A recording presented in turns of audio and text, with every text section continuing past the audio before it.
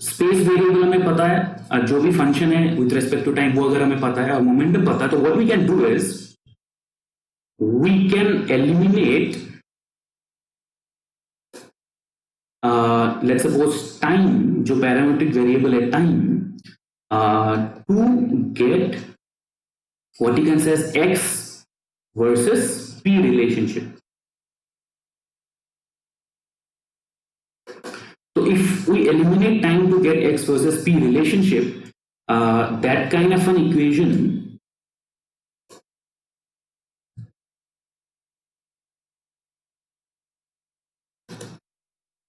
is called equation corresponding to the phase space trajectory. ठीक है, that is called an equation of phase space trajectory. All right, and if we draw it in a x versus p graph, the graph is called phase space trajectory. All right, so phase space trajectory है क्या? It basically includes all the possible points for that particular motion in the momentum and coordinate space. So phase space trajectory है क्या? It includes all the possible points or states. It includes all the possible points in coordinate momentum space. Don't get scared. अगर आप पहली बार पढ़ रहे हो या फिर लास्ट टाइम पढ़ा था तो वो याद नहीं है, तो don't get scared about all of these things. It is actually very easy. इससे रिलेटेड जो प्रॉब्लम्स है, they are not very difficult if you understand what we are dealing with. Now जरूरी नहीं है कि यहाँ पे सिर्फ x के साथ ही आपको डील करना है. तो फॉर एग्जाम्पल आप वन डायमेंशनल मोशन है तो x वर्सेस जो momentum component in the x direction से के बीच में रिलेशनशिप हो सकता है. अगर एंगुलर मोशन है तो थीटा वर्सेस जो एंगुलर मोमेंटम पी थीटा उसके बीच में रिलेशनशिप हो सकता है. तो इन जनरल कोई भी कोऑर्डिनेट वर्सेस जो momentum associated with that coordinate है उनके बीच का जो रिलेशनशिप है वो हमें फाइंड आउट करना है. सो कोऑर्डिनेट वर्सेस मोमेंटम. ठीक है, तो कोऑर्डिनेट वर्सेस मोमेंटम के बीच का जो रिलेशनशिप है, that is something which will give us N idea about. Okay, so that is something which will give us an idea about what is this phase space trajectory. Now before I talk about a few standard examples, कुछ standard examples करने से पहले एक छोटा सा चीज मैं बता देता हूँ जो मैंने लास्ट टाइम डिस्कस नहीं किया था. वो ये है कि जो हैमिल्टोनियन है, मैंने हैमिल्टोनियन का एक्सप्रेशन लिखा था आपको अगर याद है, that h is equal to for any given system h which is a function of q and which is a function of p is simply equal to the summation of pi and qi dot minus l which is a function of q and a function of q dot. Right, now this is of course the general expression of writing a Hamiltonian. Hamiltonian को अगर हम किसी भी system का Hamiltonian हमें find out करना है तो this is the approach to go to approach to use. लेकिन कुछ स्पेसिफिक सिनेरियोज में हम हैमिल्टोनियन को as in terms of kinetic and potential energy भी लिख सकते हैं. So from where L is simply equal to T minus V, लेकिन हम हैमिल्टोनियन को लिख सकते हैं as T plus V. So वो कंडीशन मैं आपको बता देता हूं. In an ideal, I hope कि आप लोग इसको नोट डाउन कर रहे हैं. तो in an ideal let's suppose holonomic, आपको याद है होलोनोमिक क्या है? होलोनोमिक कांस्टेंट्स हमने डिस्कस किया था. एंड मोनोजेनिक, मोनोजेनिक पे आपको याद होगा जहां पे फोर्स को लिख सकते हैं in terms of the potential. जो एक्सप्रेशन है generalise force is equal to D by D T of del V by del Q dot minus del V by del Q. वो जो एक्सप्रेशन लिखा था जिन भी सिस्टम्स के लिए वो एक्सप्रेशन हम लिख सकते हैं, उनको मोनोजेनिक सिस्टम्स कहते हैं. ये भी मैंने डिस्कस किया था if you remember. So in an ideal holonomic and monogenic system, if जो होलोनोमिक कंस्ट्रेंट है, इफ कंस्ट्रेंट इक्वेशन, जो भी कंस्ट्रेंट इक्वेशन होगा, ठीक है, and let's suppose the Lagrangian जो भी लैग्रांजियन का एक्सप्रेशन होगा, अगर उनका टाइम के ऊपर कोई एक्सप्लिसिट डिपेंडेंस नहीं है, ठीक है, मतलब वो जो एक्सप्रेशन होगा उसमें टाइम को एज एन एक्सप्लिसिट वेरिएबल नहीं लिखा है। मैंने एक्सप्लिसिट और इम्प्लिसिट भी एक बार डिस्कस किया था काफी टाइम पहले। तो टाइम जो एक्सप्रेशन है उनका लैग्रांजियन और कंस्ट्रेंट इक्वेशन में, if there is no time variable explicitly present in the functional relationship and the Lagrangian are explicitly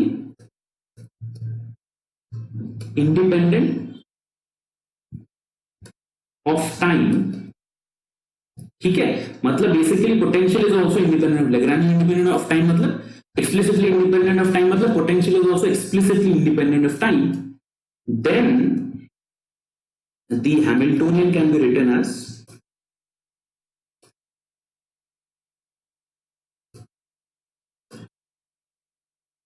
as the total energy of system, ठीक है, इसको हम यूज करेंगे इसलिए मैं इसको अभी मेंशन कर रहा हूं। टोटल एनर्जी ऑफ सिस्टम का मतलब है that H is equal to kinetic energy plus potential energy which is equal to the total energy of the system, ठीक है। तो ये कंडीशन जब भी लैग्रांजियन और constraint involve will be explicitly independent of the time variable, उन cases में हम ये कंडीशन यूज कर सकते हैं that Hamiltonian is going to be equal to the total amount of energy involved। Sir voice थोड़ा कम क्लियर है बेटा, आज तो मैंने सेटअप भी थोड़ा सा चेंज कर दिया है, मुझे लगता है मेरी तरफ से तो वॉइस ठीक ही है, आपकी तरफ से शायद कुछ नेट का इशू हो सकता है, बता देना अगर कुछ इशू कांस्टेंट रहता है। अब जो है कंजर्वेटिव सिस्टम के लिए क्या होता है, अगर मैं कंजर्वेटिव सिस्टम के साथ डील करता हूं, कंजर्वेटिव सिस्टम का मतलब क्या है, कंजर्वेटिव सिस्टम का मतलब है कि जो आपका पोटेंशियल एक्सप्रेशन है it is independent of any kind of velocity term, ठीक है। सो और एक और स्पेसिफिक एग्जांपल हो गया कंजर्वेटिव सिस्टम्स के लिए,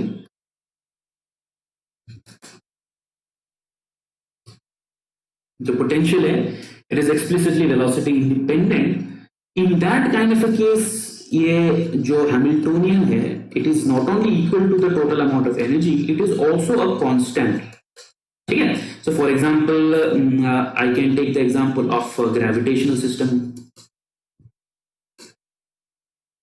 बेसिकली कंजर्वेटिव सिस्टम्स में जो भी potential corresponding to conservative system, electrostatic system, spring mass system etcetera etcetera, okay, ठीक है। तो ये जो है स्टार्टिंग पॉइंट है, these are the starting points before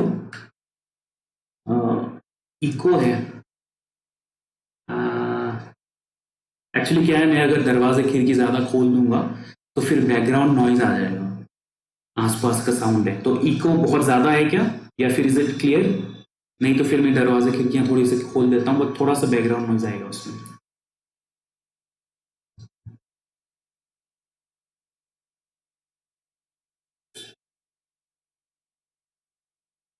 ठीक है, जस्ट एक मिनट वेट करो, मैं थोड़ा सा रूम के कुछ दरवाजे खोल देता हूँ।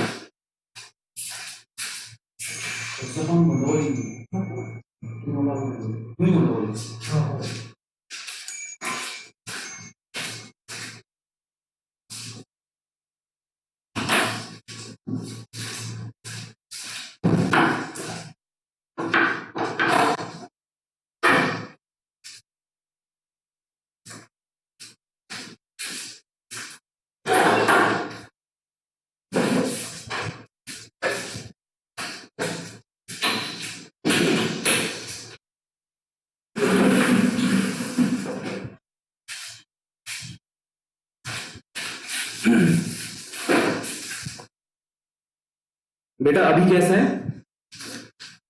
अभी थोड़ा सा स्लाइड मैंने सेटिंग चेंज कर दिया, अभी ठीक है? ऑलराइट। एक्यूस्टिक्स भी काफी इंटरेस्टिंग चीज होता है ना, मतलब किस तरह से साउंड तुम्हारे वॉल से बाउंस करके it creates echo, but the moment I दरवाजे खोल के मैं इंक्लाइन डायरेक्शन में लगा देता हूं then the echo suddenly disappears. अभी ठीक है? All right, very good. Acoustics का भी टॉपिक काफी इंटरेस्टिंग है। एनीवेज, ऑल राइट, तो मैं कंटिन्यू करता हूं, एक बार रिवाइज कर देता हूं। स्टार्टिंग से मैंने क्या बताया कि I am interested today in phase space trajectory. ठीक है, इससे डिफरेंट टॉपिक है ये। फेज स्पेस ट्रैजेक्टरी मैंने बताया कि अगर तुम्हें पोजीशन कोऑर्डिनेट के बारे में आइडिया है कि पोजीशन कोऑर्डिनेट टाइम के साथ कैसे वेरी करता है, और अगर तुम्हें मोमेंटम के बारे में भी आइडिया है कि मोमेंटम टाइम के साथ कैसे वेरी करता है, तो इन दैट केस तुम टाइम फैक्टर को एलिमिनेट करके पोजीशन और मोमेंटम के बीच में एक रिलेशनशिप यूज फाइंड आउट कर सकते हो। हाँ, वही बता रहा हूं। तो वो जो रिलेशनशिप फाइंड आउट करोगे, वो जो इक्वेशन है, उस इक्वेशन को कहते हैं equation of phase space trajectory.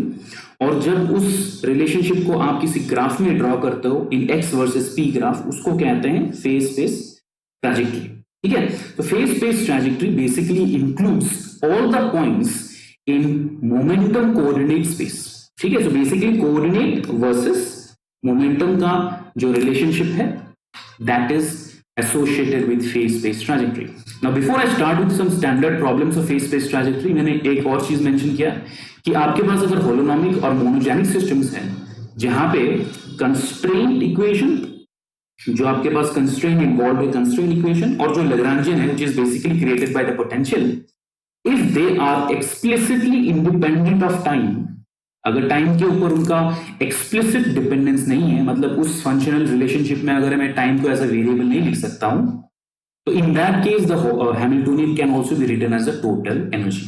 ठीक है, और कंजर्वेटिव सिस्टम्स के लिए वो जो है टोटल एनर्जी कांस्टेंट हो जाएगा। Alright, now what I am going to do today is, मैं प्रॉब्लम सॉल्विंग नहीं करूंगा, बट मैं कुछ स्टैंडर्ड जो है प्रॉब्लम्स से रिलेटेड जो फेज स्पेस ट्रैजेक्टरी को बना करके आपको दिखाऊंगा, थोड़े से कुछ अलग अलग टाइप के प्रॉब्लम्स, तो आपको थोड़ा सा आइडिया लग जाएगा कि स्टैंडर्ड प्रॉब्लम्स के लिए मैं कैसे अप्रोच को फॉलो कर रहा हूं, तो बाद में प्रॉब्लम सॉल्विंग जो है बहुत ज्यादा काफी आसान हो जाएगा। ठीक है, so let's start with a few standard problems.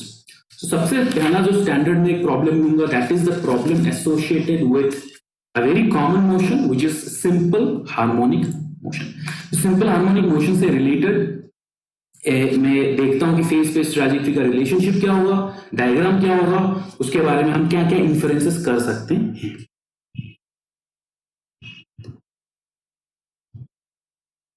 Examples of, I hope आप लोग ये सब नोट डाउन कर रहे हैं, बिकॉज मैं जो भी डायग्राम्स बनाऊंगा उसमें बहुत सारा एक्सप्लेनेशन है। बाद में मेरा नोट्स देखने के बाद शायद आपको सारा एक्सप्लेनेशन याद ना आए, because I repeat many explanations with in the diagram, तो इट्स बेटर दैट आप इसको नोट डाउन करो। ठीक है, सो examples of some standard problems.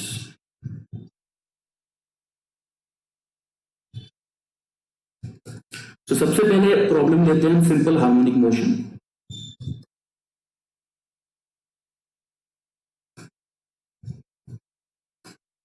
तो सिंपल हार्मोनिक मोशन का जो एग्जांपल है, फॉर एग्जांपल है तुम्हारा सिंपल हार्मोनिक मोशन मतलब हार्मोनिक ऑसिलेटर। बेसिकली कोई भी हार्मोनिक ऑसिलेटर पोटेंशियल अगर है तुम्हारे पास,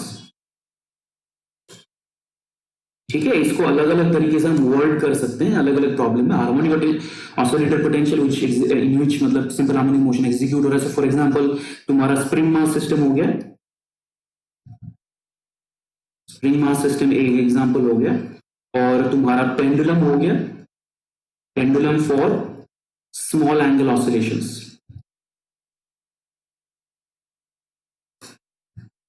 ठीक है, सो लेट्स सपोज मैं सिर्फ एक ही एग्जांपल लेता हूं। सो फॉर एग्जांपल मैं सिर्फ तुम्हारा जो है स्प्रिंग मास सिस्टम का ले रहा हूं, लेकिन बाकियों के लिए भी सेम ही होगा।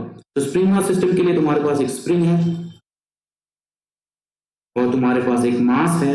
स्प्रिंग जो है मासलेस है, स्प्रिंग कांस्टेंट जो है ए है, ठीक है, और मास जो है एम है, और इसका जो मोशन हो रहा है, इसका मोशन हो रहा है in the x axis. Alright, और लेट्स सपोज इसका जो ओरिजिन है, इसका जो ओरिजिन है equilibrium point is at x is equal to 0। ठीक है, let's take the most simplest case. Equilibrium को x is equal to 0 मानते हैं. Alright. Now before I draw the phase space trajectory for this particular case, let's look at the Lagrangian and the Hamiltonian for example. ठीक है. So Lagrangian क्या होगा? बहुत simple है. Lagrangian L is nothing but half m x dot square minus half k x square, which is nothing but t minus v. T is the first term, v is the second term, right? अब Hamiltonian को कैसे calculate कर सकते हैं? Hamiltonian को दो तरीके से कैलकुलेट कर सकते हैं, जो लेंथी मेथड है और जो शॉर्ट मेथड मैंने अभी थोड़ी देर पहले बताया. तो लेंथी मेथड के लिए हम क्या कर सकते हैं? लेंथी मेथड के लिए फर्स्ट ऑफ ऑल आप मोमेंटम को ऑब्टेन करो. ठीक है, मोमेंटम को ऑब्टेन करने के लिए जो px है which is उसको हम p के रिलेशनशिप में लगा देते हैं, जो p is equal to del l upon del q dot वाला रिलेशनशिप है. तो del l upon del q dot क्या है? यहाँ पे सिर्फ एक ही वेरिएबल है x, तो ये बेसिकली हो गया del l upon del x. तो px is equal to del l upon del x dot, sorry. ठीक है, सो ये आपका हो गया px is equal to del upon del x dot of half m x dot square minus half k x square. So ये आपका हो गया m x डॉट. सो ये एक इंपॉर्टेंट रिलेशनशिप है. ठीक है, इसको भी याद रखना, बिकॉज ये काइनेटिक एनर्जी के बीच का और मोमेंटम के बीच का रिलेशनशिप आ गया. ऑलराइट, तो ये दिस इज समथिंग. और x dot is equal to px upon m. Alright, so I am noting down these expressions. These are expressions that will help us later on. ठीक है, सो momentum का expression अगर हमने obtain कर लिया है तो फिर जो है हैमिल्टोनियन अब आ जाएगा. सो Hamiltonian is simply nothing but h is equal to p x क्या minus l, right? So this is equal to m x dot into x dot minus l is nothing but half m x dot square minus plus half k x square. So this is equal to m x square. तो ये हो गया तुम्हारा m x dot square, sorry, minus half m x dot square. तो ये हो गया half m x dot square plus half k x square. But हमें जो है हैमिल्टोनियन चाहिए इन terms of expressions containing x and p. तो x and p चाहिए, तो यहाँ पे I can use this expression x dot is equal to px upon m. तो x dot is equal to px upon m अगर मैं use करूंगा तो यहाँ पे हो जाएगा तुम्हारा px square upon twice m plus half k x square. So this is the Hamiltonian expression. So this is nothing but what? This is nothing but t plus v. Okay. So this is nothing but t plus v. So t को मैं कैसे लिख सकता हूँ in terms of momentum? ये भी चीजें तुम ध्यान में रखो, that px square upon 2m. Alright. So please remember this particular expression. So next time जो है मैं दूसरे standard problems में ये पूरा method follow नहीं करूंगा, मैं directly t plus v लिख दूंगा. ठीक है, ये दो चीजें याद रखो. दो चीजें मैंने पहले मेंशन नहीं करी थी. सबसे पहला तो ये कि नेक्स्ट टाइम मैं कोई भी स्टैंडर्ड प्रॉब्लम लेता हूं तो मैं ये वाला जो प्रोसेस है ये फॉलो नहीं करूंगा. डायरेक्टली मैं ये लिख दूंगा t प्लस वी फॉर दो सिस्टम जहां पे of course explicit time dependence नहीं है. ठीक है, और t प्लस वी लिखने के बाद t का एक्सप्रेशन क्या हो जाएगा? t का एक्सप्रेशन हो जाएगा ये px square upon 2m. Alright, please keep that in mind. ठीक है,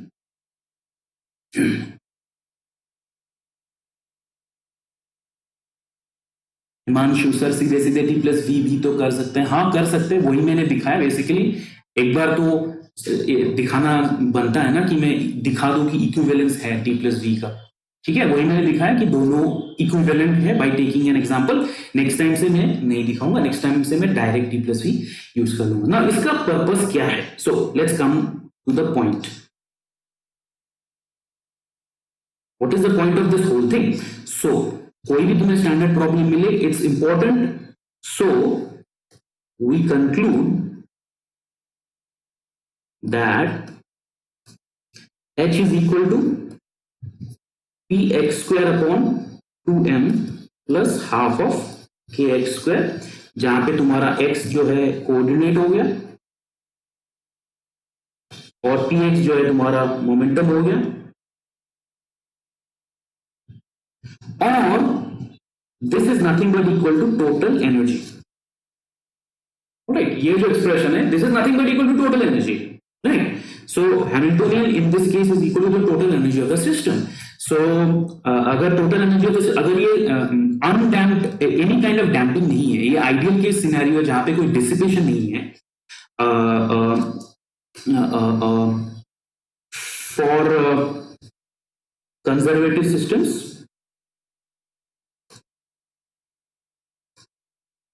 मतलब नो डिसिपेशन, कोई फ्रिक्शन नहीं है, ठीक है। उस केस में क्या होगा, E will be equal to constant, system का टोटल एनर्जी वो टाइम के साथ कांस्टेंट रहेगा, राइट। तो उसको भी मैं यूज करूंगा, but for the time being what I want to do is I want to rewrite the equation. So half kx square plus px square upon 2m is equal to the total amount of energy. So I hope आप लोगों ने इसको write down कर लिया, note down.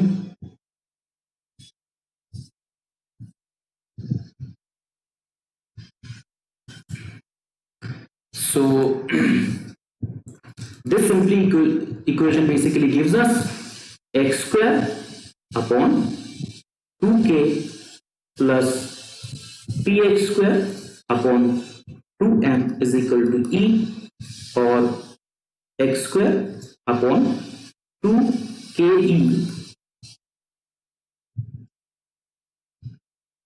no sorry 2k नहीं, 2 upon k,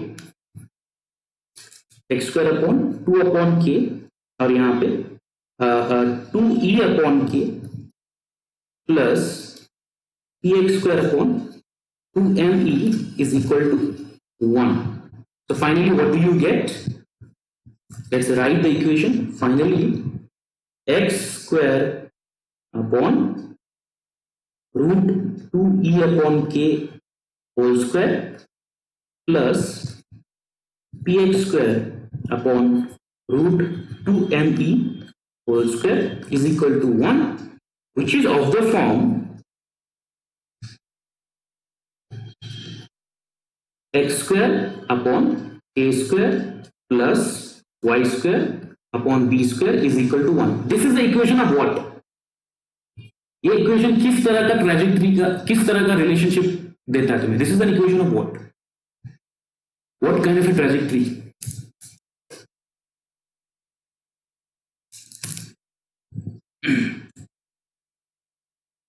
ellipse, ellipse, very good.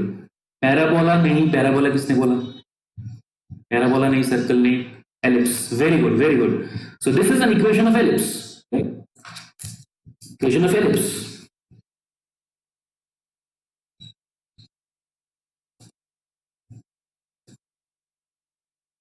इसका मतलब क्या है?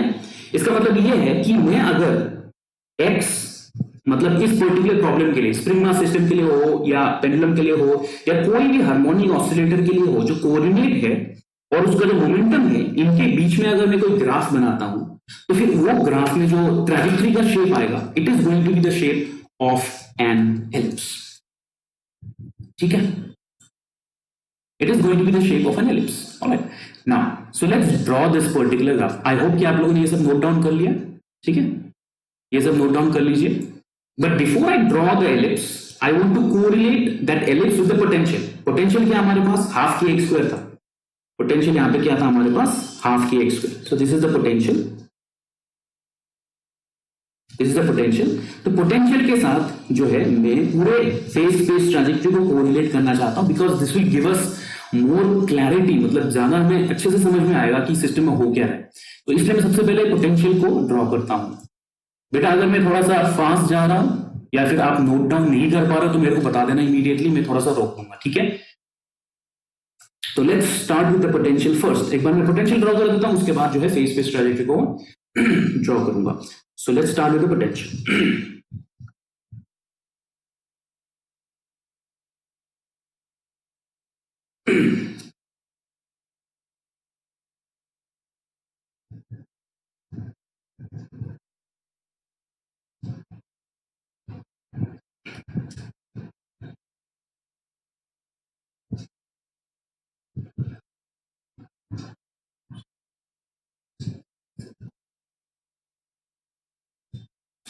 पोटेंशियल क्या है?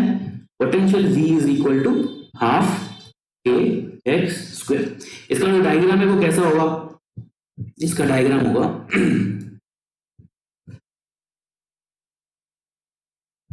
ये।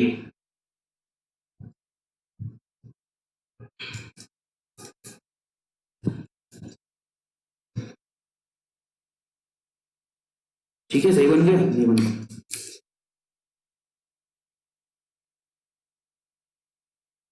अब सही बन गया। सो दिस इज द पोटेंशियल। एक मिनट, ज्यादा बड़ा तो नहीं हो गया? एक ग्राफ में आ जाएगा। ये थोड़ा सा बड़ा हो गया, इसको छोटा कर देता हूँ। अदिति ने बहुत लेट रिप्लाई किया, और पैराबोला जो है अदिति नहीं होगा। पैराबोला क्या होता है? अच्छा, पोटेंशियल का बोला आपने, ठीक है ठीक है ठीक है, अच्छा अच्छा, पोटेंशियल का पैराबोला है, यस यू आर करेक्ट। अगर आपने पोटेंशियल के लिए बोला है तो पोटेंशियल का पैराबोला है, लेकिन trajectory between S x and P will be not parabola. थोड़ा सा छोटा बना देता हूँ, मुझे लगता है पूरे स्क्रीन में आएगा नहीं।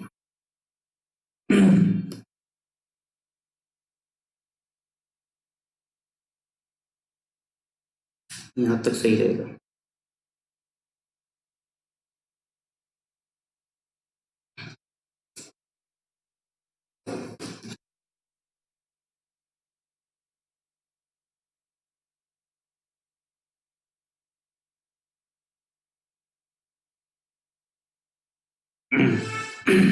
Okay, this is fine. So this is the potential. और क्योंकि पोटेंशियल ऐसा है, तो बेसिकली सबसे पहला बात तो नोट करने लायक ये है कि it is going to be a bound system.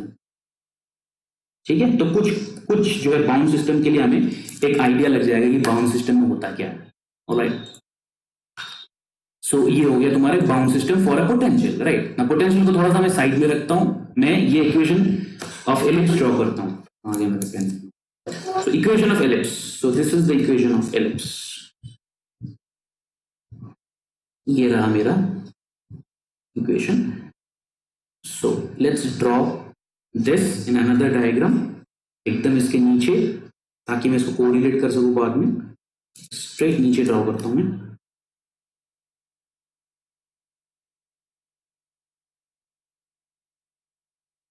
ठीक है, 1 2 3 4, 1 2 3 4 आ जाएगा।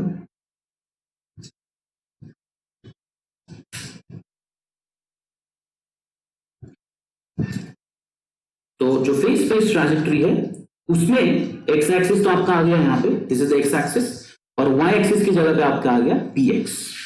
राइट, वाई एक्सिस की जगह पे आपका आ गया px। सो ये क्या है एक्सप्रेशन हमारे पास? हमारे पास एक्सप्रेशन है for ellipse x square upon 2e upon k plus p x square upon 2me is equal to 1। So यहाँ पे a क्या होगा? एलिप्स से रिलेटेड जो तुम्हारा सेमी मेजर एक्सिस और सेमी माइनर एक्सिस होता है, वो होगा तुम्हारा a will be equal to root over 2e upon k and b will be equal to root over 2me। Alright, तो इसका मतलब जो तुम्हारा एक्स एक्सिस होगा यहाँ पे, ये दोनों अलग अलग ग्राफ है। ठीक है ना, this is the potential energy graph and this is the phase space trajectory. तो यहां पे जो हाउ टू जज बाउंड सिस्टम और नॉट, बेटा यहां पे क्या है ना, पार्टिकल को अगर ये जो इंफिनिटी जा रहा है ना, ये तो इंफिनिटी जा रहा है ना, तो particle can only exist wherever its momentum comes out to be positive. Momentum कभी इमेजिनरी नहीं हो सकता। मैं अभी बताता हूं आपको, वो चीज भी मैं बताता हूं, जस्ट वेट। पहले मैं ट्रैजेक्टरी बना लेता हूं। ठीक है, so for example let's suppose कोई एक पार्टिकल है जो यहां पे है। अब मैंने क्या बताया था आपको? मैंने बताया था कि जो एनर्जी होता है वो जो है कांस्टेंट रहता है। ठीक है ना, एनर्जी इज कांस्टेंट, मतलब इस केस में तो कांस्टेंट है। तो पूरे सिस्टम का total energy let's suppose E है, तो इसका मतलब क्या है? पार्टिकल यहां पे बाउंड है, तो particle is restricted within these points. ठीक है, please understand every single point I am making, because बाद में ये आपको हेल्प करेगा। तो particle is restricted in this region. अब मेरा जो है सिमेट्रिकल नहीं हो गया, ठीक है, मैंने हाथ से बनाया तो ये थोड़ा सा सिमेट्रिकल नहीं हुआ। और सिमेट्रिकल कर देता हूँ।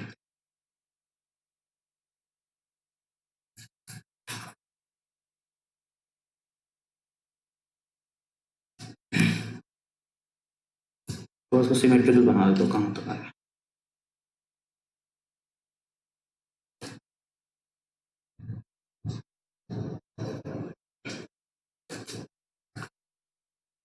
अरे यार,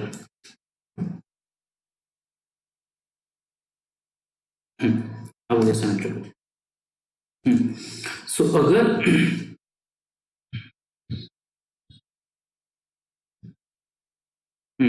अगर यहाँ पे पार्टिकल का जो एनर्जी फिक्स्ड है, तो फिर जो पार्टिकल जो है इन दोनों पॉइंट्स में रेस्ट्रिक्टेड होगा, मतलब this will be like the minimum value of x and this will be the maximum value of x.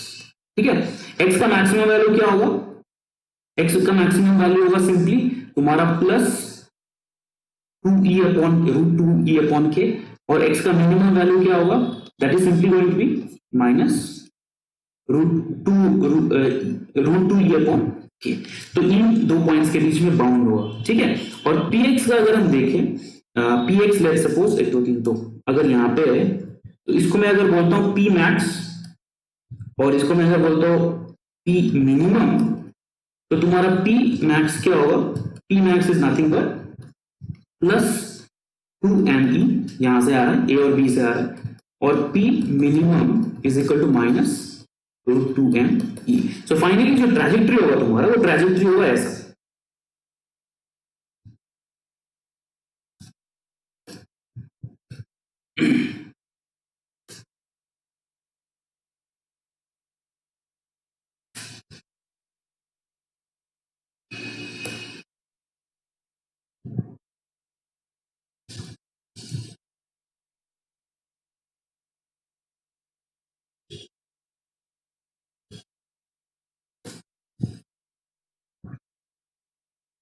So you end up getting this trajectory of an ellipse where the semi major axis, this distance, ये क्या है? This distance is a, and the semi minor axis, this distance is b, alright, which of course comes from here.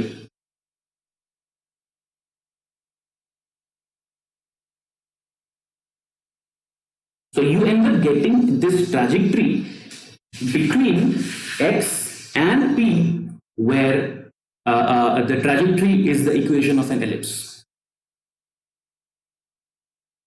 About stable equilibrium, we get a bound state. Yes, that's correct. That is absolutely correct. So हाँ, तो चलो अगर इस बात पे discussion है, तो basically stable equilibrium के अराउंड बाउंड स्टेट इसलिए क्योंकि अगर तुम उसको इक्विलिब्रियम से डिस्प्लेस करोगे, हमेशा there is a tendency for it to come back to its equilibrium state. जो फोर्स का अगर फाइंड आउट करोगे expression F is equal to minus dv/dx, तो जो फोर्स का एक्सप्रेशन फाइंड आउट करोगे, द फोर्स का जो डायरेक्शन है, वेक्टर है, it is always directing towards the equilibrium point. So particle जहां पे भी है, wherever the particle is, plus infinity or minus infinity, it is always directed towards the equilibrium point or the point at which you have a minimum. So the particle's motion will always be restricted in that particular region. Mathematically एक और तरीके से इसको बोला जा सकता है कि पार्टिकल का जो पॉइंट है, फेस पॉइंट, क्या पार्टिकल यहाँ पे एग्जिस्ट कर सकता है या यहाँ पे एग्जिस्ट कर सकता है? तो यहाँ पे पार्टिकल एग्जिस्ट नहीं कर सकता बिकॉज यहाँ पे जो मोमेंटम है इमेजिनरी होके आएगा। ठीक है, बट पार्टिकल यहाँ पे एग्जिस्ट कर सकता है बिकॉज द पार्टिकल का जो मोमेंटम है it will be a real number, alright. Otherwise here the particle can not exist because we are talking about classical system, the momentum will come out to be imaginary. So that is also another explanation. Bound motion के लिए PST close curve बनेगा, you are very much correct. तो मैंने इसको बताया नहीं था starting में, अभी बता देता। For a bound motion PST will be a closed curve. ये भी एक इंपॉर्टेंट पॉइंट है जो आपको आप नोट डाउन कर लो, it will help you in solving multiple choice problems. Bound motion के लिए पीएसटी क्लोज कर्व बनेगा, यश मनी सर, तो please repeat this PST graph. हाँ, पीएसटी ग्राफ में कुछ नहीं है, ये इक्वेशन है, पैराबोला का इक्वेशन है, right, this is the equation that we are dealing with. और ये जो इक्वेशन है, इस इक्वेशन में जो ट्रैजेक्टरी आता है वो, सॉरी पैराबोला नहीं, एलिप्स का ट्रेजेक्टरी आता है, लेकिन एलिप्स की जो क्वांटिटीज है, मतलब एलिप्स का जो शेप होता है वो तो उसके तो अलग अलग फैक्टर्स पे डिपेंड करता है ना। सेमी मेजर एक्सिस होता है, सेमी माइनर एक्सिस होता है। तो semi major axis x square upon a square, तो ए कितना हो गया root two E upon a, तो ये हो गया तुम्हारा ए। तो ये ए हो गया, तो this basically gives us N idea about कि एक्स एक्सिस में पॉजिटिव डायरेक्शन में कितना डिस्टेंस जाएगा और नेगेटिव डायरेक्शन में कितना डिस्टेंस जाएगा। तो पॉजिटिव डायरेक्शन में प्लस रूट टू ई अपॉन के और नेगेटिव डायरेक्शन में माइनस रूट टू ई अपॉन के डिस्टेंस जो है ये ट्रैजेक्टरी जाएगा, ठीक है। और इसी तरह से वाई एक्सिस या फिर मोमेंटम एक्सिस में अगर देखा जाए तो मोमेंटम एक्सिस में क्या है, बी वाला वेरिएबल है, ये बी, तो this is the B, right, this is B square basically. तो बी का वैल्यू क्या हुआ, फिर बी का वैल्यू हुआ रूट टू एम ई। तो जो पॉजिटिव मोमेंटम एक्सिस है उसमें तुम्हारा होगा, ये होगा तुम्हारा root two m e, root two m e, और जो तुम्हारा ये वाला वैल्यू होगा वो होगा minus root two m e. All right, तो from here it is not very difficult to calculate. एक और तरीका है, इक्वेशन से अगर आप कैलकुलेट नहीं भी करना चाहते हो, ठीक है ना, अगर इक्वेशन से आप कैलकुलेट नहीं भी करना चाहते हो तो फिर जो है तुम एनर्जी से भी कैलकुलेट कर सकते हो, ठीक है। एनर्जी से कैलकुलेट कैसे कर सकते हो, एनर्जी से कैलकुलेट ये कर सकते हो कि तुम ये पर्टिकुलर पॉइंट में तुम्हारा जो पोटेंशियल है क्या है, हाफ के एक्स स्क्वायर, ठीक है। तो ये पर्टिकुलर पॉइंट पे तुम्हारा जो पोटेंशियल है वो basically half k x square है, ठीक है। मैं दिखा देता हूं, अगर एनर्जी से भी कैलकुलेट करना है, इक्वेशन मोशन से भी कैलकुलेट कर सकते हो, एनर्जी से कैलकुलेट। तो यहाँ पे जो है total amount of energy is basically equal to half k x square इस पर्टिकुलर पॉइंट पे, ठीक है। अगर हाफ के एक्स स्क्वायर है तो फिर ये कितना हो जाएगा तुम्हारा, ये हो जाएगा x is equal to two upon k, ये हो गया तुम्हारा प्लस माइनस, ठीक है। सो ये जो तुम्हारा ये बाउंड मोशन है ये प्लस माइनस रूट टू के ऊपर है। और मिडिल पॉइंट पे क्या होगा, जब x is equal to zero है मिडिल पॉइंट पे, सो मिडिल पॉइंट पे भी तुम कैलकुलेट कर सकते हो। So total amount of energy basically is equal to total kinetic energy minus potential energy, which is nothing but p square upon two है middle point पे। So middle point पे मतलब यहाँ पे तुम्हारा आ जाएगा p is equal to two m e over plus minus. So middle point पे ये तुम्हारा दोनों पॉइंट हो गए, तो ये पॉइंट और ये पॉइंट, ठीक है। तो इस तरह से you can calculate it using the energy expression also. वो तुमको कर लोगे, मुझे पता है, उतना ज्यादा डिटेल में जाने की जरूरत नहीं। एनीवेज इस ग्राफ को थोड़ा सा एनालाइज करते हैं।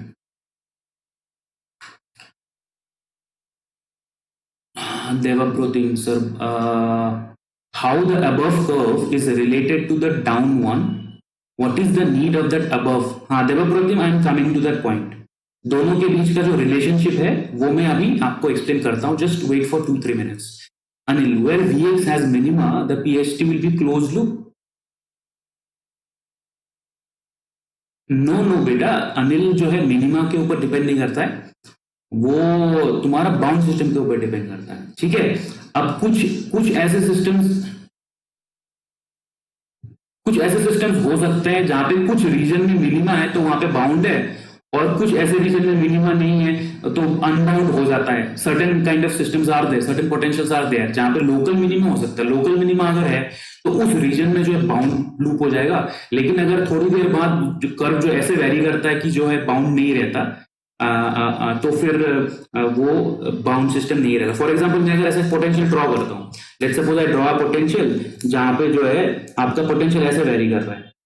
ठीक है, अगर ऐसे वेरी कर रहा है पोटेंशियल, ये तुम्हारा v है, ये तुम्हारा x है, तो ये जो है इस रीजन में बाउंड रहेगा, पार्टिकल जो है इस रीजन में बाउंड रहेगा, लेकिन यहाँ पे अनबाउंड हो जाएगा.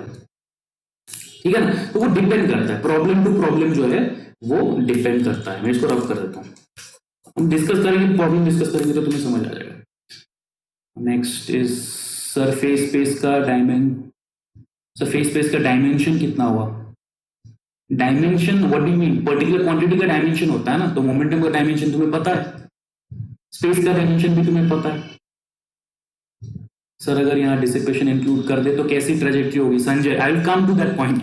आप लोग क्वेश्चंस इतना ज्यादा पूछ रहे हैं, I will answer every single question but in the correct step wise, एक के बाद एक. ठीक है, मैं वो डिसिपेशन के लिए भी एक ग्राफ आपको शो करूंगा, लेकिन उससे पहले ये इसको प्रॉपर्ली समझ लेते हैं, ये जो ग्राफ है इसको और थोड़ा डिटेल में समझ लेते हैं ताकि फिर आसान हो जाएगा। ठीक है, तो ये जो मैंने बताया ये for some given energy E।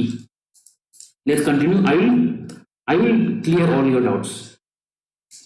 हाँ, तो ये है फॉर एनर्जी E, ये हो गया तुम्हारा एलिप्स। नाउ यहाँ पे एक और बहुत इंपॉर्टेंट चीज है, वो है डायरेक्शन। जो ट्रैजेक्टरी है उसका डायरेक्शन क्या हो हर एक पॉइंट पे, हर पॉइंट पे ट्रैजेक्टरी का डायरेक्शन क्या है, ये चीज समझना जो है जरूरी है, नहीं तो फिर तुम एरोस के साथ गलतियां करोगे। So let's look at the direction of the trajectory, what happens. मैं थोड़ा सा नीचे आता हूं, ठीक है। सो यहाँ पे एरोस का डायरेक्शन क्या होगा उसको डिस्कस करते हैं। तो एरोस का डायरेक्शन देखने के लिए सबसे पहले मैं स्प्रिंग मास सिस्टम को दोबारा बनाता हूं। सो लेट्स सपोज ये जो स्प्रिंग मास सिस्टम है ये जो है तुम्हारा इक्विलिब्रियम पे, ठीक है। इस स्प्रिंग मास सिस्टम को जो है मैं थोड़ा सा खींच देता हूं, डिस्प्लेस कर देता हूं, ठीक है। अगर मैंने डिस्प्लेस कर दिया, ठीक है, ये हो गया तुम्हारा एक्स एक्सिस। अगर मैंने ये स्प्रिंग मास सिस्टम को जो है डिस्प्लेस कर दिया, स्प्रिंग मास सिस्टम को अगर मैंने डिस्प्लेस कर दिया तो अब इसका मोशन किस डायरेक्शन में होगा, है ना। अगर मैंने स्प्रिंग मास सिस्टम को डिस्प्लेस कर दिया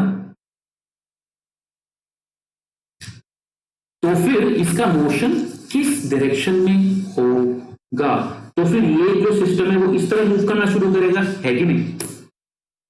ये जो सिस्टम है ये इस तरह मूव करना शुरू, सबसे पहली बात ये जो मैंने डिस्प्लेस किया, मान लो मैंने हाथ से एक हाथ बना देता हूं,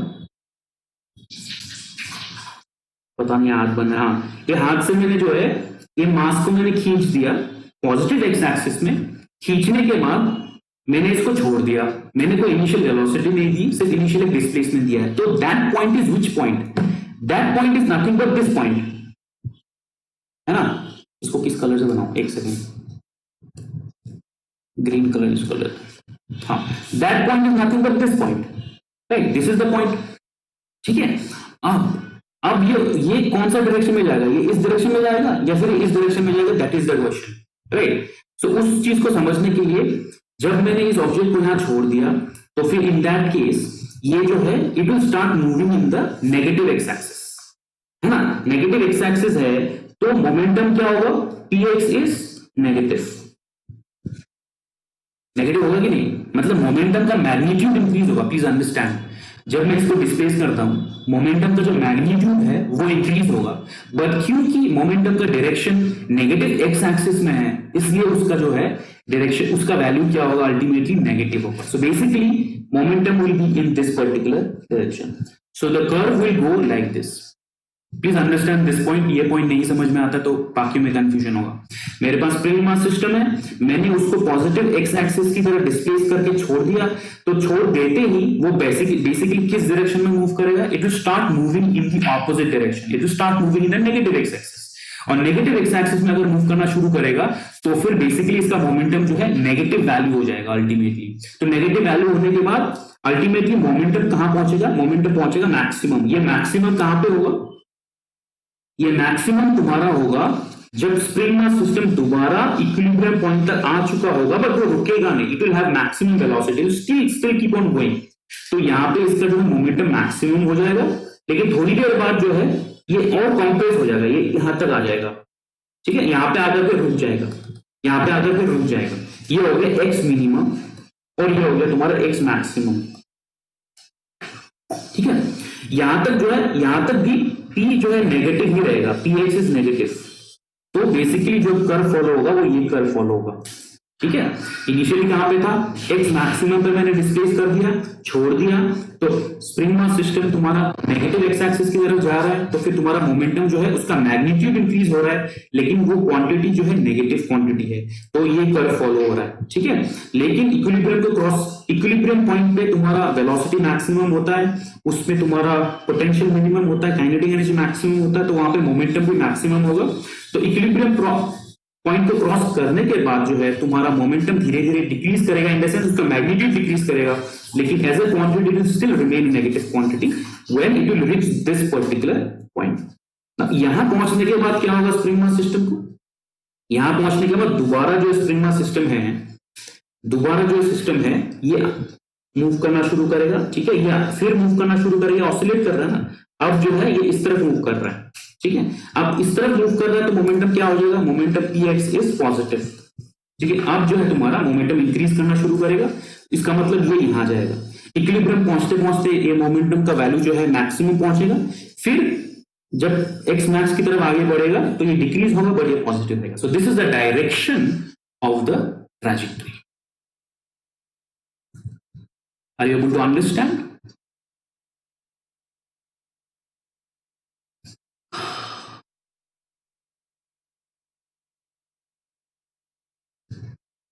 मास को अगर कंप्रेस करेंगे तो भी बेटा एग्जैक्टली सेम सिनेरियो होगा, तुम इमेजिन करके देख लो।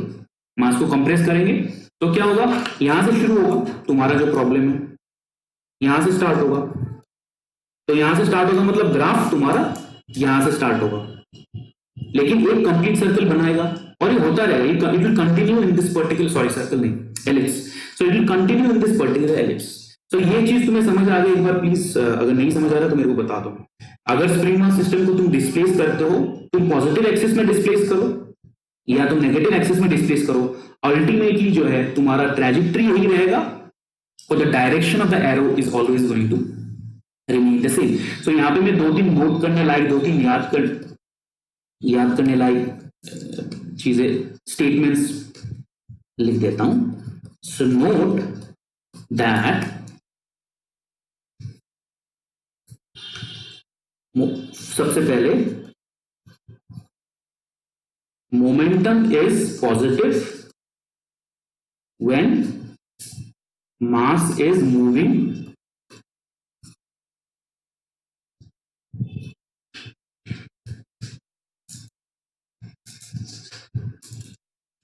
इन पॉजिटिव एक्स एक्सिस, ठीक है। दूसरा point, momentum is negative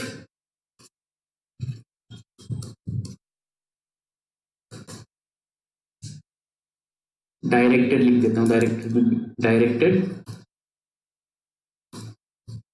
negative when mass is directed to negative x axis. ये चीज समझ लोगे तो फिर बाकी कोई इश्यू नहीं है।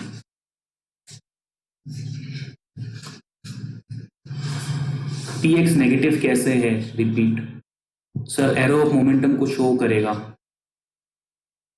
एरो बेसिकली पार्टिकल के सिस्टम के मोशन को शो करेगा बेटा मनीष। मतलब कि अगर मैं पार्टिकल की शुरुआत से एलिप्स को ड्रॉ करता हूं ना, अगर मैं ऐसे ड्रॉ करूं तो बेसिकली एरो हमें क्या बताएगा, एरो बताएगा कि ट्रैजेक्टरी यहां शुरू होता है, फिर ऐसे जाता है, फिर ऐसे जाता है, फिर ऐसे रिपीट होता रहता है, समझ लो, ये ऐसे रिपीट होता रहता है। तो it will show the nature of motion, मतलब डायरेक्शन ऑफ मोशन कैसे हो रही है, ये ऐसे रिपीट होता रहेगा, समझ लो। पार्टिकल इज बेसिकली मूविंग, जैसे जैसे पार्टिकल मूव करता रहेगा उसका जो point in momentum coordinate space will keep on moving like this, alright.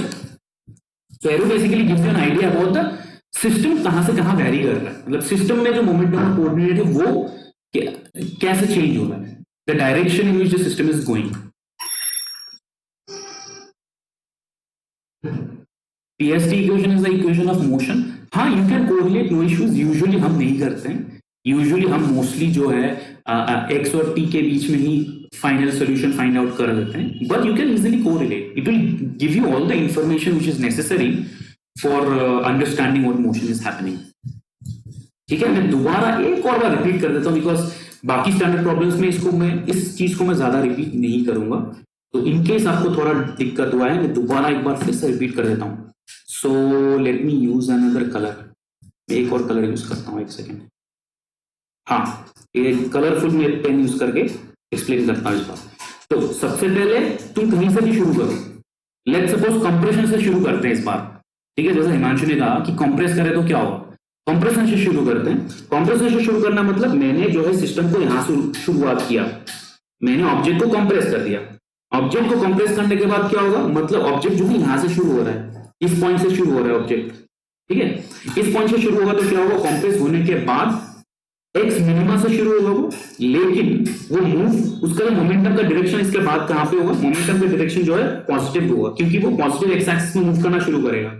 तो पॉजिटिव एक्स एक्सिस में मूव करना शुरू करेगा तो फिर बेसिकली इसका डायरेक्शन होगा इस तरफ से, ठीक है, जब इक्विलिब्रियम पॉइंट पहुंचेगा तो उसका ये हो गया मैक्सिमम मोमेंटम, ठीक है, फिर भी वो पॉजिटिव एक्स एक्सिस में ही जा रहा होगा, ठीक है, it will still keep on moving, equilibrium के बियॉन्ड भी वो पॉजिटिव ही जा रहा होगा टिल द एक्सट्रीम पॉइंट, तब तक मोमेंटम जो है डिक्रीज करेगा, डिक्रीज करके एक्सट्रीम पॉइंट पहुंचने के बाद फिर से जो है ये प्रोसेस शुरू हो जाएगा, वो नेगेटिव एक्सिस में मूव करना शुरू करेगा, तो मोमेंटम हो गया तुम्हारा नेगेटिव, इक्विलिब्रियम पॉइंट में momentum will be maximum in magnitude but negative in direction, फिर धीरे से वो कंप्रेस करेगा, सो इस तरह से हुआ।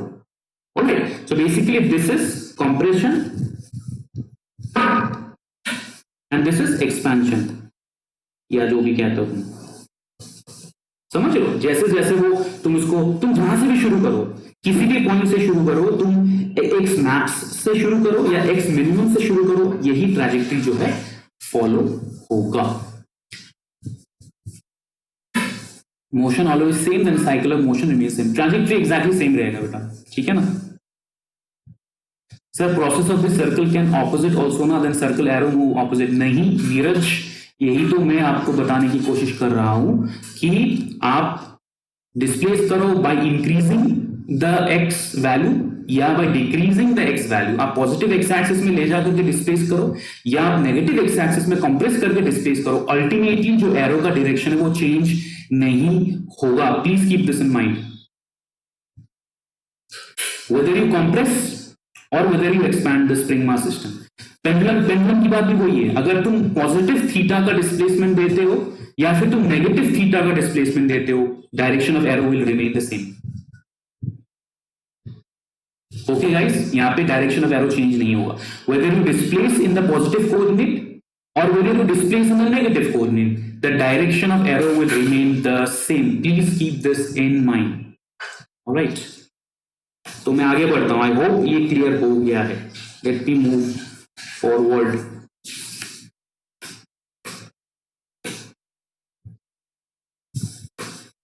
ठीक है, I hope this is clear, let me move forward now. अब आते हैं किस पॉइंट पे,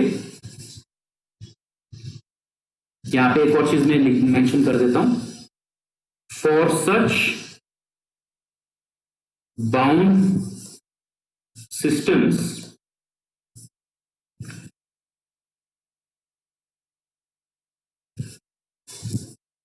with closed curves, the direction of arrow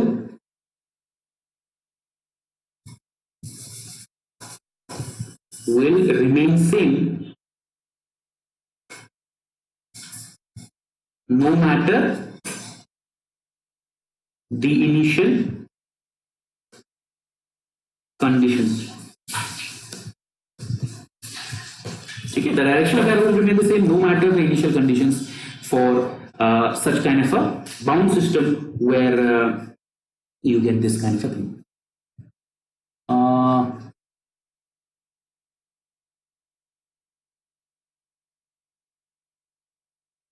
Alia, what are you asking? Sir हम इससे ऐसे भी समझा सकते हैं, when x is minimum then spring constant is with momentum but at x maximum spring constant is opposite to momentum, then it's following clockwork motion. देखो spring constant तो constant है, तो स्प्रिंग कांस्टेंट से तुम नहीं कह सकते हो। What I think you are referring to Alia is basically force किस तरफ लग रहा है, तुम ऐसे बोल रहे हो ना, बट इतना डिटेल में मत जाओ यार, हम सिर्फ एक्स और पी के साथ ही रिलेशन फाइंड आउट कर रहे हैं, ठीक है। तो एक्स और पी के बीच में क्या रिलेशन है, एक्स अगर पॉजिटिव डायरेक्शन में है डिस्प्लेसमेंट तो मोमेंटम पॉजिटिव होगा, एक्स अगर नेगेटिव डायरेक्शन में है मतलब ऑब्जेक्ट जो है नेगेटिव डायरेक्शन में जा रहा है तो मोमेंटम नेगेटिव होगा, एज सिंपल एज दैट। ठीक है, अब आते हैं, किसने पूछा था कि मैंने पोटेंशियल को यहां पे ड्रॉ क्यों किया टू दैट पर्टिकुलर क्वेश्चन। मैंने पोटेंशियल एनर्जी को यहां पे ड्रॉ क्यों किया, मैंने पोटेंशियल एनर्जी को यहां पे इसलिए ड्रॉ किया क्योंकि सिस्टम का जो टोटल एनर्जी है वो वैरी कर सकता है। फॉर एग्जांपल, मैंने अगर एक स्प्रिंग मास सिस्टम को जो है इतना डिस्प्लेस किया, ठीक है ना, इतना डिस्प्लेस किया, तो इसकी जो टोटल एनर्जी जो है वो टोटल डिस्प्लेसमेंट के ऊपर डिपेंड करता है। लेकिन मैं अगर अलग यूनिट से डिस्प्लेस करता हूं, ठीक है, अगर if I displace it further या if I displace it less, तो फिर total energy of the system is going to vary, right. तो वैरी करेगा मतलब क्या होगा, मतलब ये there is a possibility that the total energy is here, right, there is a possibility that the total energy is here. These are classical systems. Okay, classical system होने का मतलब है there is an infinite possibility of the energy of the system. Energy कुछ भी हो सकता है. तो इन बाकी केसेस के लिए क्या होगा, let's suppose this is E1 and this is E2 and this is E3. Alright, इन बाकी केसेस के लिए क्या होगा, same kind of trajectory but the values will change in the sense that मैं यहां से x मिनिमा x मैक्सिमा को हटा के अंदर लिख देता हूं.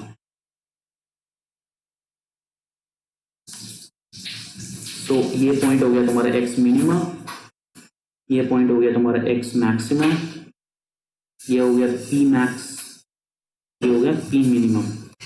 तो for E2 what will you get? E2 you will get exactly similar kind of a trajectory, but what the difference will be that its shape will be slightly zoomed in, let's suppose. तो ये होगा तुम्हारा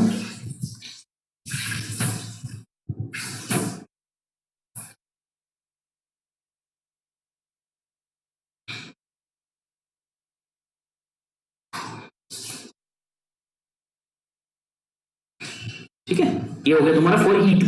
directions will again be same, no issues. Direction तुम्हारा यही रहेगा, ठीक है. और फिर E3 के लिए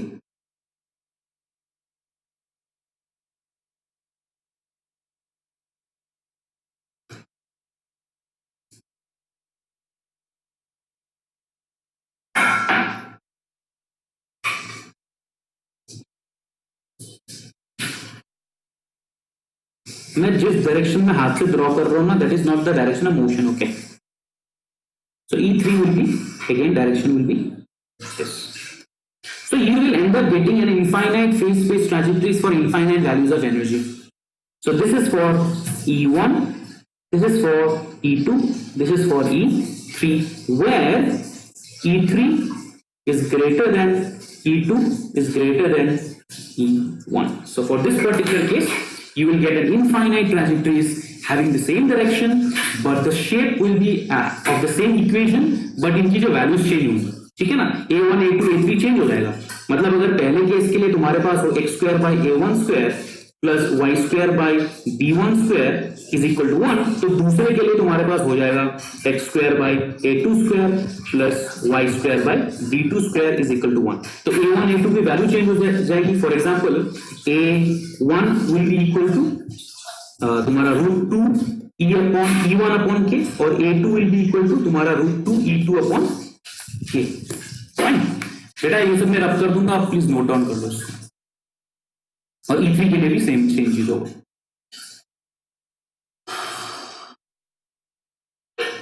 values of semi major and semi minor axis will change.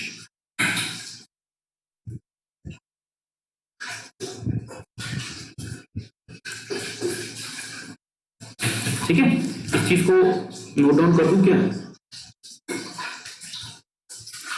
ये चीज आप नोट डाउन कर लो. ये एनर्जी के ऊपर डिपेंड करेगा, या फिर मैं यहां पे नोट डाउन करा देता हूं. For E1, E2 and E3 you will get three equations. X square upon A1 square plus px square upon B1 square is equal to 1. X square upon A2 square plus px square upon B2 square is equal to 1, and x square upon A3 square plus px square upon B3 square is equal to 1.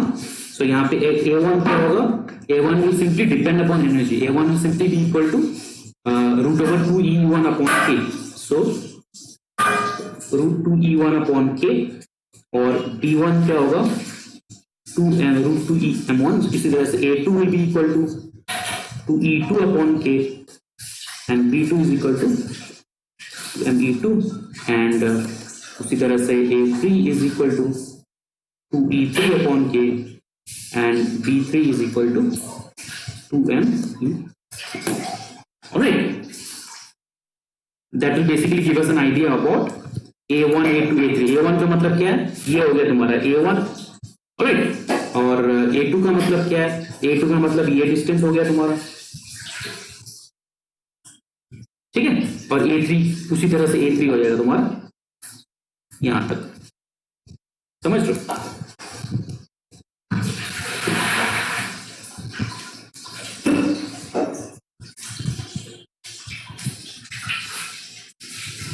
हाँ, तो यहां से आपको दिख रहा है that जो face space trajectory है, it is a closed curve. Face space trajectory is a closed curve. Why is it a closed curve? It is a closed curve because we have a bound system. ना इसको समझने के लिए मैं एक और equation use कर सकता हूं, इंपॉर्टेंट नोट। तो I go back to total energy is equal to what, T plus Vx। So total energy is equal to this much, right, जहां पे T is equal to what, T is equal to P square upon 2M। So this is nothing but E minus Vx is equal to P square upon 2M, or I can say T is equal to what, 2M E minus Vx root over. So this is also an important expression that will help us कि क्या हो रहा है। यहां तक कोई question नहीं है ना?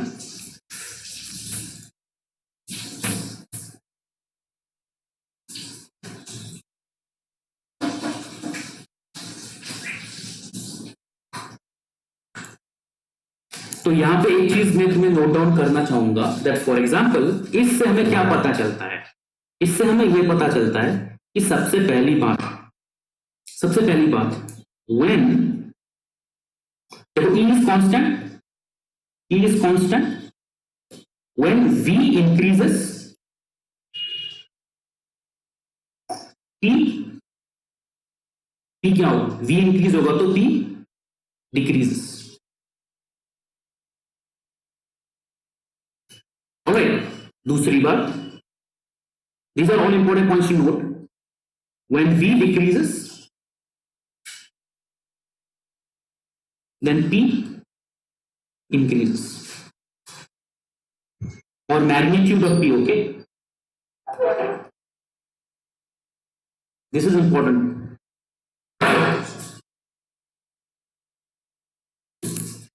Now how can I correlate this with our trajectory? तो यहाँ पे when V increases magnitude of P decreases, when V decreases magnitude of P increases. So if I go back to my this graph, the relationship between V and phase space trajectory, तो जैसे एक particle जो है move कर रहा है, ठीक है, एक पार्टिकल जब मूव कर रहा है तो पोटेंशियल क्या हो रहा है, पोटेंशियल इंक्रीज कर रहा है, ठीक है, पोटेंशियल इंक्रीज कर रहा है। तो इसका मतलब क्या हुआ, मैंने क्या कहा यहां पे, पोटेंशियल इंक्रीज कर रहा है तो फिर मैग्नीट्यूड ऑफ मोमेंटम जो डिक्रीज करेगा, right, magnitude of momentum decrease करेगा। तो it corresponds to which graph, it corresponds to this graph, right. जब दोबारा पार्टिकल जो है वापस आ रहा है, जब दोबारा पार्टिकल यहां से बाउंस बैक होकर वापस आ रहा है इस तरह से, तो V क्या है, V डिक्रीज कर रहा है। V अगर डिक्रीज करेगा तो इसका मतलब मोमेंटम जो है मैग्नीट्यूड इंक्रीज करेगा, तो मोमेंट ये हो गया एरो का डायरेक्शन, ठीक है। इक्विलिब्रियम क्रॉस करने के बाद क्या होता है, पार्टिकल जब इस तरफ मूव कर रहा है तो तुम्हारा पोटेंशियल इंक्रीज कर रहा है, तो पोटेंशियल इंक्रीज करने का मतलब है मैग्नीट्यूड मोमेंटम जो है डिक्रीज करेगा, ठीक है। यहाँ पे पार्टिकल बाउंस बैक होने के बाद वापस आएगा तो क्या होगा, उसके बाद उस केस में होगा तुम्हारा पोटेंशियल डिक्रीज करेगा, तो इसका मतलब मोमेंटम का मैग्नीट्यूड जो है इंक्रीज करेगा। तो मोमेंटम को देख करके भी तुम जो है डायरेक्शन ऑफ एरो के बारे में पता लगा सकते हो।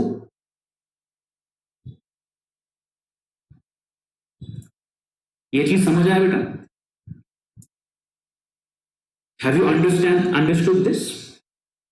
जब ऑब्जेक्ट इस तरह मूव करना शुरू करेगा तो फिर तुम्हारा पोटेंशियल इंक्रीज करेगा, ठीक है, मोमेंटम डिक्रीज करेगा। और जब ये पार्टिकल जो है बाउंस बैक होकर वापस आएगा तो तुम्हारा पोटेंशियल जो है डिक्रीज कर रहा है, मोमेंटम का मैग्नीट्यूड इंक्रीज कर रहा है। जब ये पार्टिकल इक्विलिब्रियम क्रॉस करके जाएगा तो फिर यहाँ पे तुम्हारा पोटेंशियल जो है इंक्रीज करेगा, magnitude of potential will increase and momentum का मैग्नीट्यूड डिक्रीज करेगा। जब यहाँ पे अगेन बाउंस बैक होके पार्टिकल वापस जाएगा तो पोटेंशियल जो है तुम्हारा डिक्रीज कर रहा है, magnitude of momentum will increase.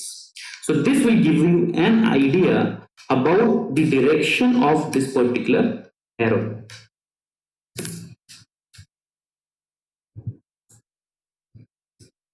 Okay, so ये SHM वाला टॉपिक तुम्हें समझ में आ गया, SHM का PST तुम्हें समझ में आ गया, because now I can, अगर ये समझ में आ गया तो I can move on to some other standard problems। इसमें बहुत सारी चीजें हैं, मैंने तुम्हें बताई, एक बार मैं रिपीट कर देता हूं। पोटेंशियल का नेचर क्या है वो मैंने तुम्हें बताया। Equation of trajectory between x and px को भी मैंने डिराइव किया फ्रॉम हैमिल्टोनियन, वो मैंने बताया। फिर इक्वेशन ऑफ ट्रैजेक्टरी से semi major axis semi minor axis कैसे फाइंड आउट करते हैं वो मैंने तुम्हें बताया।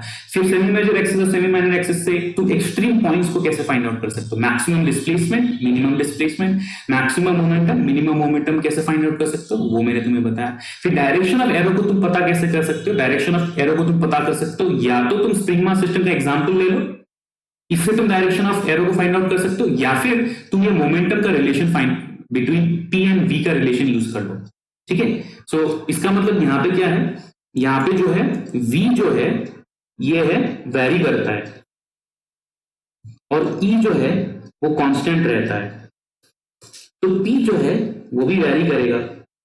इस रिलेशनशिप ही तुम जो है मोमेंटम का डायरेक्शन और मोमेंटम इंक्रीज हो रहा है डिक्रीज हो रहा है ये फाइंड आउट कर सकते हो और यहां से एरो फाइंड आउट कर सकते हो। मैंने ये भी बताया कि बाउंड सिस्टम के लिए तुम्हारा लूप क्लोज्ड होगा और जो डायरेक्शन ऑफ एरो है वो कॉन्स्टेंटली सेम रहेगा no matter where the starting point is. और for different values of energy E1 E2 E3 के लिए अलग अलग ट्रैजेक्टरीज कैसे होंगे वो भी मैंने तुम्हें बताया है।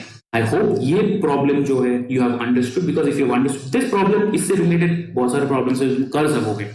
इनफैक्ट बाकी प्रॉब्लम्स में भी आसानी हो जाएगी। नीचे कर देता हूं, ओके।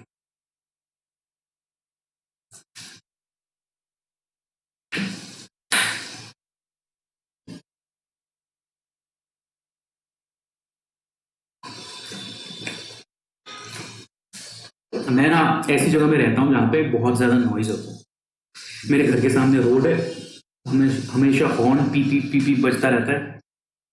बिल्डिंग बनाते रहते लोग, बड़े बड़े बिल्डिंग, तो ग्रह ग्रह कंस्ट्रक्शन चलता रहता है। एक्सट्रीमली नॉइजी प्लेस था। लॉकडाउन के टाइम पे थोड़ा शांत हो गया था, but rest of the time बहुत नॉइज होता है।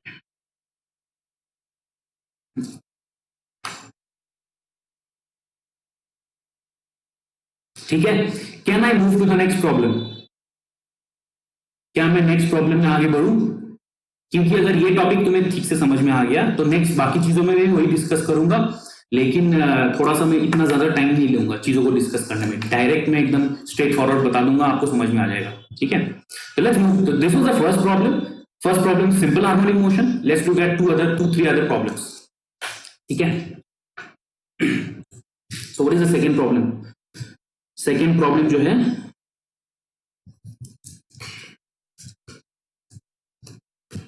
बहुत सिंपल प्रॉब्लम लेते हैं। कोई बॉल है जिसको मैं ड्रॉप करता हूं on the earth on the surface और वो बॉल बाउंस होता रहता है। ठीक है, उस केस में फेस स्पेस ट्रैजेक्टरी कैसा होगा? Ball falling under gravity,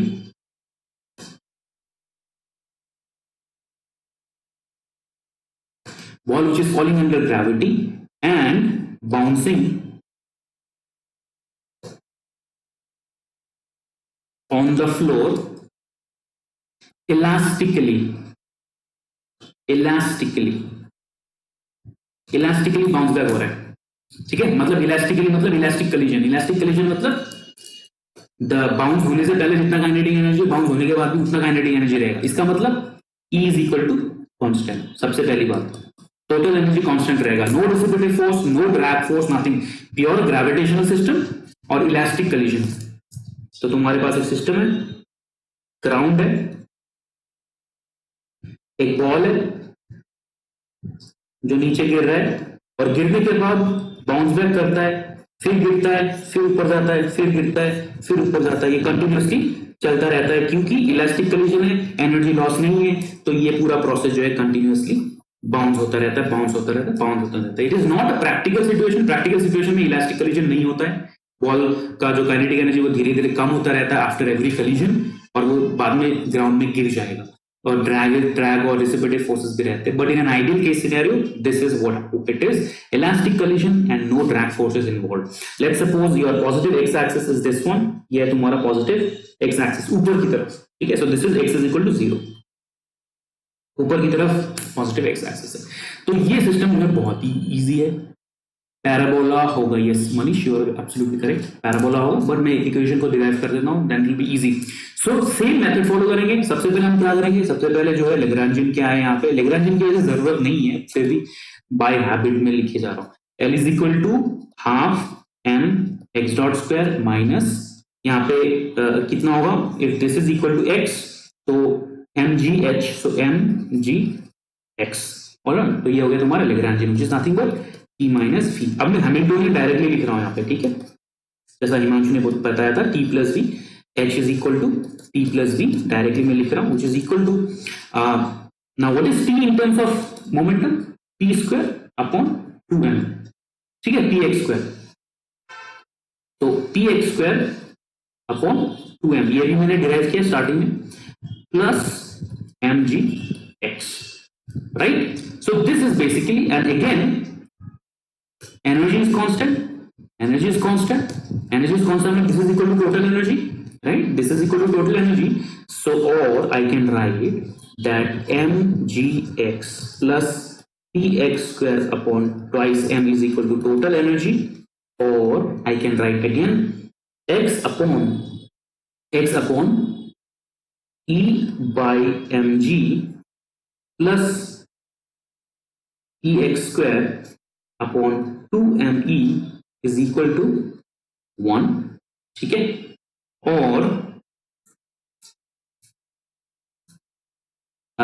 x upon e by mg is equal to 1 minus px square upon 2m। तो ये इक्वेशन क्या हो गया, what is this equation, what is the trajectory associated with this, what is the general shape of the trajectory associated with this equation?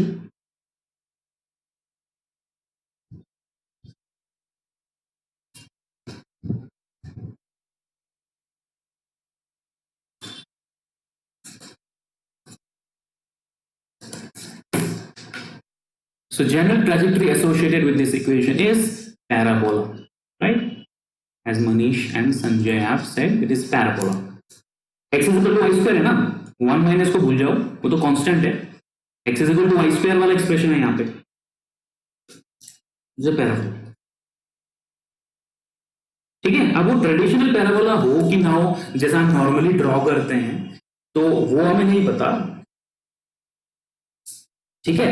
अब normally ये क्या होता है, नॉर्मली जो है अगर हम x और y लिखते हैं और y is equal to x square लिख देते हैं, तो ये हो गया तुम्हारा नॉर्मल पैराबोला, ठीक है। अगर y is equal to minus x square रहते हैं तो ये हो गया तुम्हारा इन्वर्टेड पैराबोला, ठीक है। अगर y is equal x square plus 1 लिखते हैं तो ये हो गया तुम्हारा इस तरह का पैराबोला, ठीक है। अगर x is equal to y square लिखते हैं तो तुम्हारा हो गया इस तरह का पैराबोला। मतलब शेप वही है, लेकिन उसका मतलब ओरिजिन कहाँ है और किस तरफ वो ओरिएंटेड है, वो इक्वेशन के ऊपर डिपेंड करता है। यहाँ पे जो है उल्टा वाला होगा, या फिर तुम्हारा इस तरह का भी हो सकता है, इस तरह का भी हो सकता है, ठीक है। So the ultimately the trajectory has a shape which looks like a parabola, but what exactly it is depends upon what is the relationship between x and y, ठीक है। तो यहाँ पे ए इक्वेशन क्या आएगा तुम्हारा,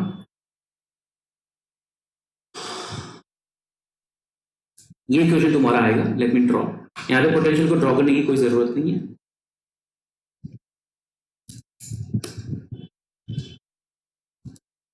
सो उसको ड्रॉ करने से पहले we can find out what are the extreme points, what are the extreme points. So let's suppose it starts at height h, height h में अगर शुरू करता है तो हाइट h में पी एक्स क्या होगा, 0 होगा इनिशियली, मतलब इनिशियली पी एक्स क्या होगा तुम्हारा, 0 होगा। अगर इनिशियली पी एक्स 0 होगा देन ये इक्वेशन से क्या आएगा, x is equal to 1 multiplied by e upon mg। So or x is equal to h is equal to e upon mg. So it will start from an extreme height of e upon mg. So x max क्या होगा, x max होगा plus e upon mg, alright। और x minimum क्या होगा, x minimum of course 0 होगा, ground में bounce back करेगा ना, alright। Now when it reaches ground, जब ग्राउंड में रीच करेगा तो x की वैल्यू क्या होगी, 0 हो जाएगी, लेकिन मोमेंटम की वैल्यू जो होगी वो मैक्सिमम हो जाएगी, right. When it reaches ground x is equal to 0, right, then I can say that x is equal to 0 हुआ तो तुम्हारा क्या होगा, देन तुम्हारा px square is equal to 2me, right, और px is equal to plus minus root over 2m। So px की जो वैल्यू है, p max will be plus root over 2me and p minimum will be minus root over 2me। तो extreme points हमें पता लग गया trajectory के। Now let us draw.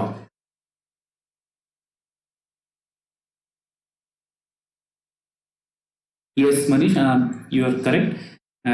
x और x का पावर 1 है, y का पावर 2 है, मतलब p का पावर 2 है, so you end up getting a hyperbola shape। So let us draw the say space trajectory।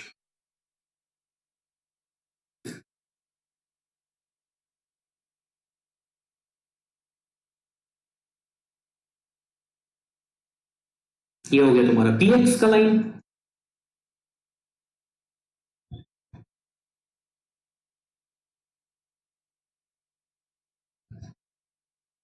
ये हो गया तुम्हारा x, this is x and this is px, alright। Now if you look at the relationship, alright, if you look at the relationship, मैंने क्या बोला, when if you drop it from a height h, अगर height h से मैं drop करता हूं तो start कहां पे होगा, it will start where, अगर मैं height h से ड्रॉप करता हूं तो फिर it will start let's suppose somewhere here, ठीक है। अगर मैं height h से बॉल को ड्रॉप करता हूं, ठीक है, और ये पॉजिटिव एक्स एक्सिस है, तो बेटा मोमेंटम क्या होगा, मोमेंटम होगा नेगेटिव, ठीक है। मोमेंटम का मैग्नीट्यूड इंक्रीज करेगा,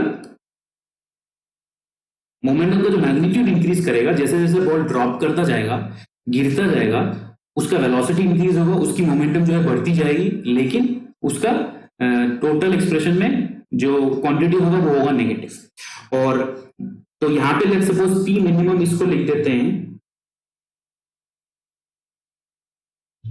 यहां से नहीं शुरू करते हैं, यहां से शुरू करते हैं।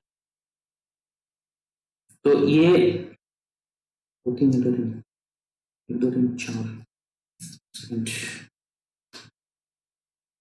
यार डायग्राम सही से नहीं बनने से ना अच्छा नहीं लगता फिर।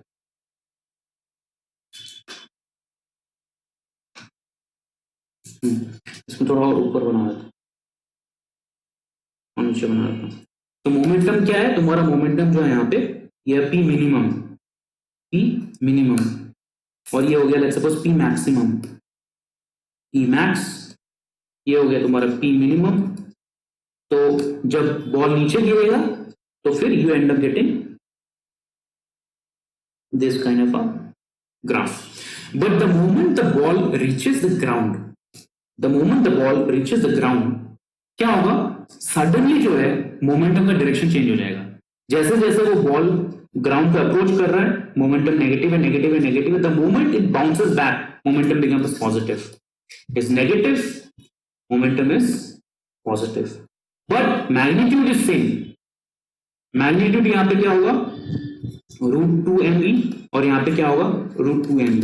Now of course realistic scenario में ऐसा नहीं होता, रियलिस्टिक सिनेरियो में सबसे पहले तो इलास्टिक कोलिजन होता नहीं है, और अगर कोई तुम बॉल ड्रॉप करते हो तो थोड़ा सा स्क्विशिंग होता है, थोड़ा सा टाइम पीरियड लगता है जहां पे this change of momentum happens, तो हम उससे जो इंपल्स कैलकुलेट कर सकते हैं। लेकिन इन an ideal scenario where the time period of bouncing back, the point of contact approaches 0, then suddenly there is a flip in the sign of the momentum, momentum का जो साइन जो है suddenly flip हो जाता है, मतलब यहां से डायरेक्टली जो है यहां पहुंच जाएगा, ठीक है। This is not the phase space trajectory but there is suddenly a change in sign. तो ये हो गया तुम्हारा जो है ग्राफ। तो यहां से जो है ऊपर की तरफ जाएगा, मैं ऊपर से नीचे ड्रॉ कर रहा हूं।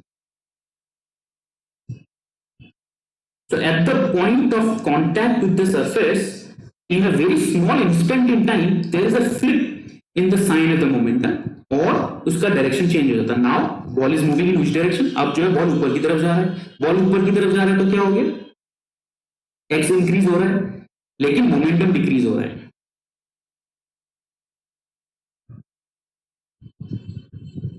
तो ये हो गया तुम्हारा ग्राफ।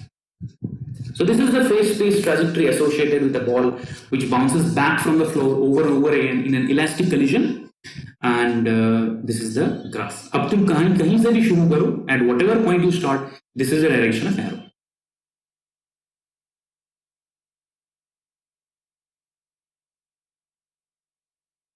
All right.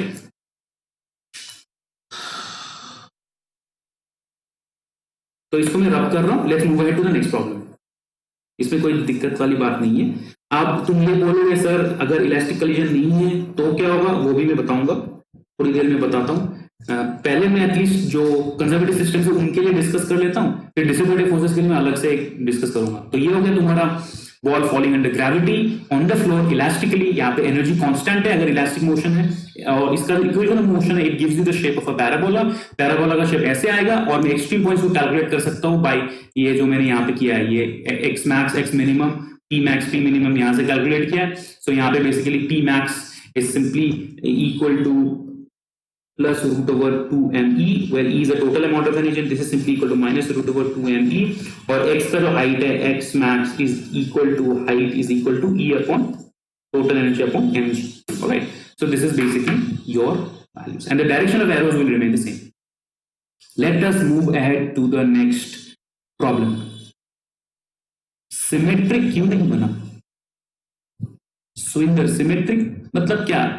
तुम ऐसे कह रहे हो, इस तरह से कह रहे हो ये, अब इसका तो फिजिकल मीनिंग नहीं बनेगा ना कोई, समझ रहे हो? क्योंकि जो बॉल गिरता है वो एसेंशियल नहीं होता ना, इंस्टेंट बाउंस बैक होता है ना, वो इंस्टेंट बाउंस बैक होता है। तो ये जो पॉइंट है इंस्टेंट बाउंस बैक, उसकी वजह से सिमेट्रिक नहीं है। अगर स्प्रिंग मास सिस्टम होता, स्प्रिंग कंप्रेस हो रहा है फिर वो हो रहा है, उसमें सिमेट्रिक होता है, जैसे पहले केस में हुआ है। स्प्रिंग दूर से नीचे आ रहा है, फिर धीरे धीरे ऊपर जा रहा है, फिर धीरे धीरे नीचे आ रहा है, धीरे धीरे ऊपर, एकदम फ्लो में, एकदम एकदम ब्यूटीफुल एक फ्लो में हो रहा है, तो वो उस केस में तो अलग बात है। लेकिन यहाँ पे there is an instant bounce back. Instant bounce back मतलब there is an instant change in sign of P. यहाँ पे पी मैक्स है, समझ रहे हो? पी यहाँ पे मिनिमम है, पी यहाँ पे 0 है, लेकिन यहाँ पे पी मैक्स है। लेकिन पी मैक्स जो है 2me, इसका पहले प्लस था फिर सडनली ये बन जाता है माइनस, सॉरी इसका पहले माइनस था फिर सडनली बन जाता है plus. So there is an instant bounce back because of which ये सिमेट्रिक नहीं है।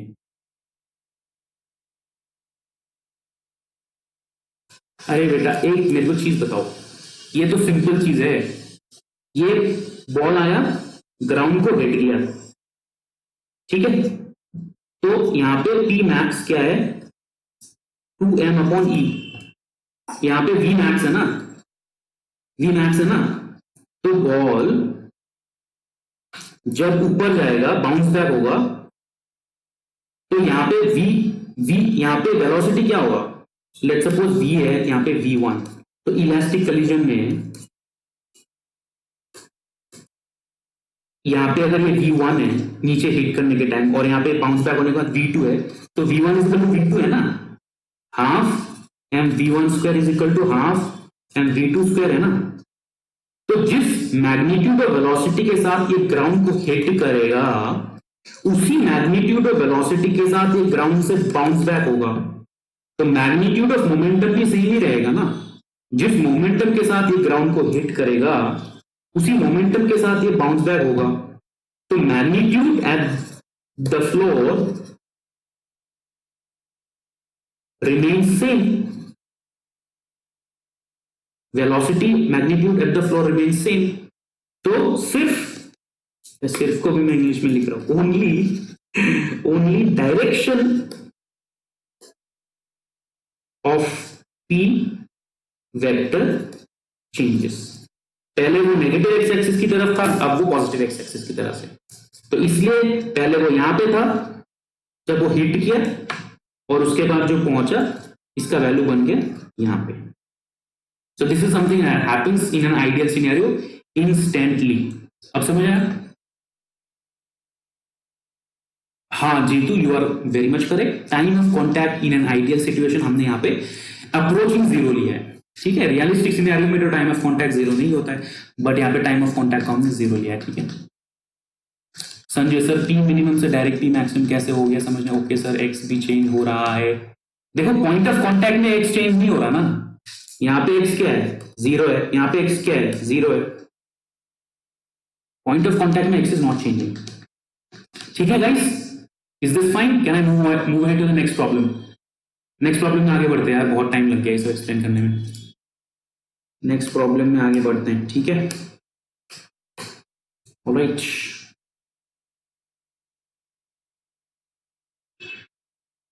Problem number 3। Problem number 3,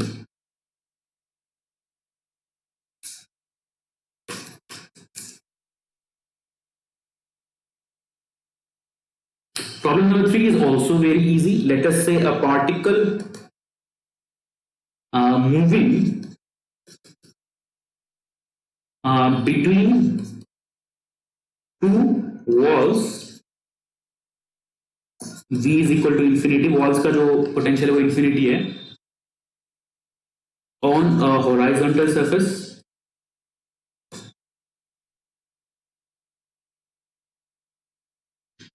and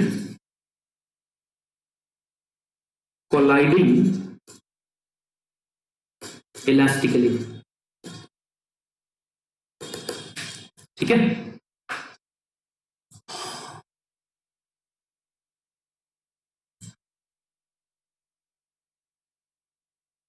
okay, इसका मतलब क्या है? मेरे पास है इनफाइनाइट पोटेंशियल है, जो क्वांटम सिस्टम में करते थे ना, सिमिलर सिचुएशन, बट ये क्वांटम सिस्टम नहीं, क्लासिकल सिस्टम है। तुम्हारे पास दो वॉल है, ऑलराइट, और ये दो वॉल जो है पेनिट्रेट नहीं कर सकता कोई, ये जो है इम्पेनेट्रेबल वॉल है, ठीक है। ये जो है थैनोस ने बनाया था, ये वॉल जो है इम्पेनेट्रेबल है, कोई तोड़ नहीं सकता इसको। तो चाहे जो भी बॉल है यहाँ पे, ठीक है, ये जो भी बॉल है, दूसरी तरह से बनाता हूँ, यहाँ पे तुम्हारे पास जो भी बॉल है, ये बॉल जो है यहाँ पे मूव कर रहा है, तो फिर यहाँ से ऐसे बाउंस बैक होता है, फिर यहाँ से ऐसे बाउंस बैक होता है, और ये प्रोसेस कंटिन्यूअसली चलता रहता है, on and on and on and on and on. Alright, this is the x axis. ये let's suppose minus a naught है और ये प्लस ए नॉट है, द वॉल्स। ऑलराइट, इसका फेज स्पेस ट्रांजिट्री क्या होगा? Avengers can penetrate. अरे Avengers ने कहाँ पेनिट्रेट किया था? थैनोस ने पहले अपने सारे रिंग्स तोड़ दिए थे ना, उसके बाद जाकर के ही, राइट, जब उसके पास वो रिंग्स था, उस तब तक तो कोई मार पाया नहीं था उसको। आयरन मैन तो चला गया ना, ही टाइड। तो यहाँ पे लेग्रांजियन क्या होगा? लेग्रांजियन, अगेन में लेग्रांजियन की जरूरत नहीं, फिर भी आउट ऑफ हैबिट में आ रहा हूँ। Lagrangian is T minus V. T क्या है? Half m x dot square. V क्या है? इनसाइड द वॉल्स कुछ भी नहीं है, zero. Inside walls V x is equal to zero. Alright, and Hamiltonian क्या है? Hamiltonian is nothing but p x square upon 2m plus vx which is 0. The Hamiltonian is nothing but px square upon 2m, which is nothing but what? Total energy. Alright, and total energy is यहाँ पे elastic collision हो रहा है, तो E is equal to constant. So this is equal to constant. So conclusion क्या है? E is equal to constant. So px is equal to 2me is equal to constant. X का कोई dependence नहीं है, यहाँ पे सिर्फ प्लस माइनस की वैल्यूज होंगी, एक्स का कोई भी डिपेंडेंस नहीं है। तो फेज स्पेस ट्रांजिट्री अंबुजा सीमेंट, अच्छा अच्छा, हाँ उससे बना देते हैं, वो तो खाली भी नहीं तोड़ सकता ना, तो उससे उससे उससे बना हुआ वॉल, ठीक है। तो यहाँ पे फेस फेस ट्रैजेक्टरी क्या होगा, अंबुजा सीमेंट से बने हुए दो वॉल्स के बीच में जो इलास्टिक कलिजन हो रहा है, यहाँ पे फेस फेस ट्रैजेक्टरी होगा तुम्हारा, फेस फेस ट्रैजेक्टरी में बना देता हूँ यहाँ पे, ये है तुम्हारा px,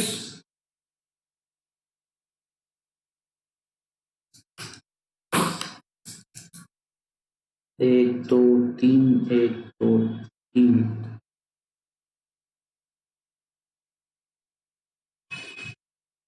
x।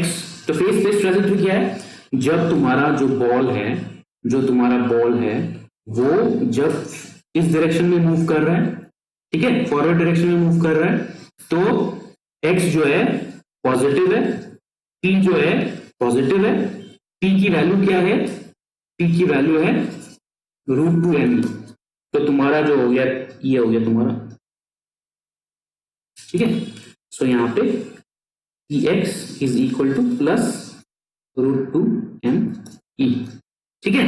The moment ball जो है ये सरफेस को टच करता है, क्या होगा, सेम चीज होगा जो मैंने अभी तुम्हें बताया कि जो है मोमेंटम सडनली जो है नेगेटिव हो जाएगा, मैग्नीट्यूड सेम रहेगा, इस डायरेक्शन में आएगा ना, तो तुम्हारा जो है मोमेंटम सडनली नेगेटिव हो जाएगा, लेकिन मोमेंटम का जो वैल्यू है मैग्नीट्यूड वो सेम रहेगा, तो यहां से जो है यहां तक पहुंच जाएगा, ठीक है। So this will suddenly become px is equal to -√2m e। अब बॉल जो है इस तरह मूव करना शुरू करेगा, बॉल मूव कर रहा है, तो फिर ये हो गया तुम्हारा फेस फेस ट्रैजेक्टरी। तो यहाँ इस फॉरवर्ड डायरेक्शन में मूव कर रहा है, यहाँ पे ये बैकवर्ड डायरेक्शन में मूव कर रहा है, और इस पॉइंट में जो है सर यहाँ पे फिर से रिफ्लेक्शन होगा और यहाँ पे फिर से रिफ्लेक्शन होगा, तो x जो है तुम्हारा यहाँ पे -a0 हो गया जो भी रीजन है, और यहाँ पे +a0 हो गया, और मोमेंटम जो है ये हो गया। So you end up with a rectangular curve, तुम्हें मिल गया रेक्टेंगुलर कर्व, रेक्टेंगल होगा Elias, very good, this gives you a rectangle. Same चीजों को मैं डिस्कस कर रहा हूँ जो मैंने स्टार्टिंग में डिस्कस किया था, इसे बार बार डिस्कस करने से आई होप थोड़ा सा तुम्हें दिमाग में रह जाए। Alright, so you end up getting PST is a rectangle in shape, ठीक है। तो हमारे पास कितना टाइम है, कितना टाइम है हमारे पास, 16:57, हमारा क्लास कब तक है यार, अरे ये बहुत कम टाइम है, तो क्या करूं मैं फिर, एक और टॉपिक है जो बहुत इंपॉर्टेंट है उसको डिस्कस करूं।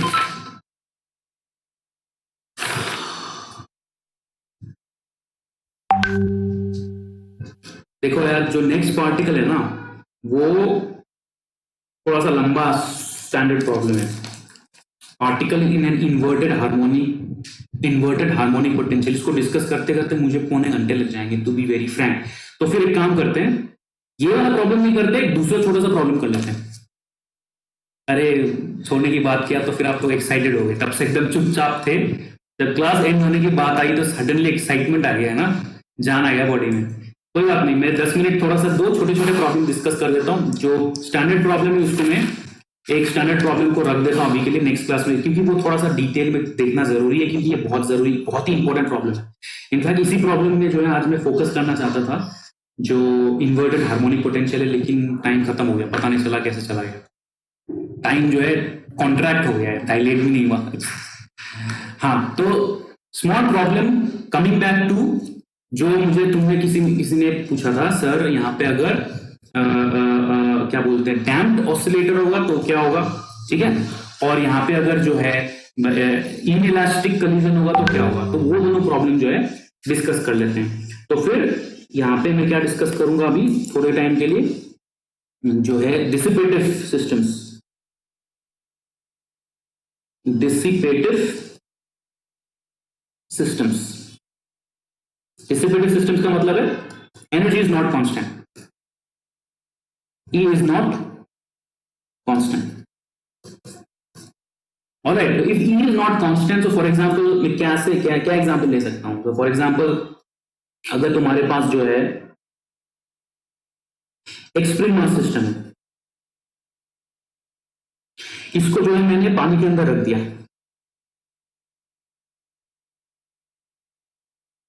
ठीक है, मेरे पास एक स्प्रिंग मास सिस्टम है, उसको जो है नहाने का मन था तो मैंने पानी के अंदर रख दिया कि जाओ डुबकी लगा के आओ, तो अब वो वहां पे ऑसिलेट कर रहा है खुशी खुशी, है ना, बट सडनली क्या होता है, उसका जो ऑसिलेशन है डैम्प्ड ऑसिलेशन है,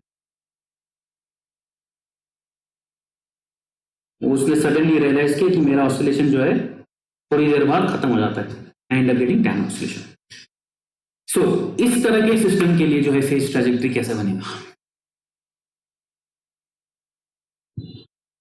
इस तरह के सिस्टम के लिए फेज ट्रैजेक्टरी बहुत सिंपल बनेगा, कोई बता सकता है मुझे, कौन बता सकता है, हु कैन टेल मी, जैसे वैसे उस शेप का कोई नाम तो है नहीं, who can tell, who can tell, for damped oscillator,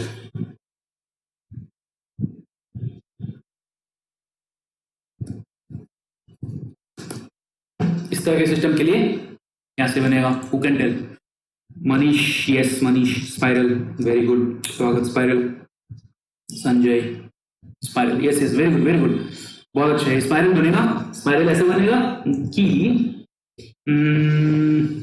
मैं अगर इसको ड्रॉ करता हूं, लेट्स सपोज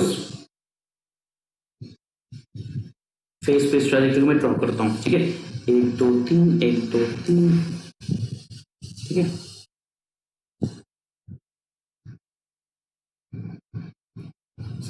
दो दो ड्रॉ करूंगा मैं, दो चीजें मुझे एक चीज स्पेसिफाई करना है, दो ड्रॉ करता हूँ, दो ग्राफ ड्रॉ करता हूँ,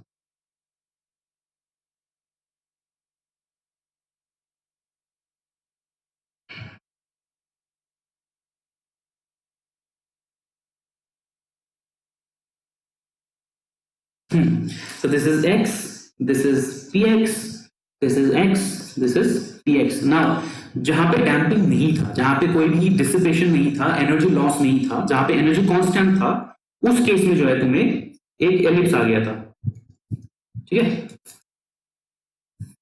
इस तरह का एलिप्स आ गया था, लेकिन यहां पे E इज नॉट कांस्टेंट, ठीक है, यहां पे जो है इंपॉर्टेंट बात यह है कि एनर्जी डिसिपेशन टेक्स प्लेस,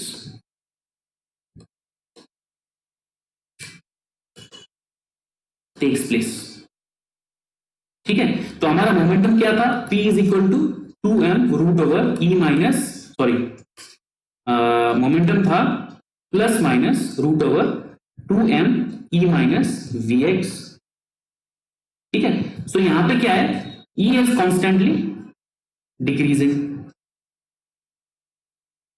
सो रिजल्ट क्या होगा, momentum will also decrease, momentum decrease का मतलब है जो मोमेंटम का एक्सट्रीम पॉइंट्स है ना,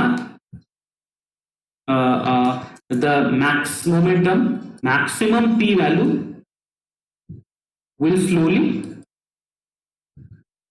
डिक्रीज, तो maximum P value slowly decrease का मतलब क्या है, इसका मतलब है तुम्हारा जो ग्राफ है वो बनेगा तुम्हारा, एक सेकेंड, 1 2 3 1 2 3 1 2, तो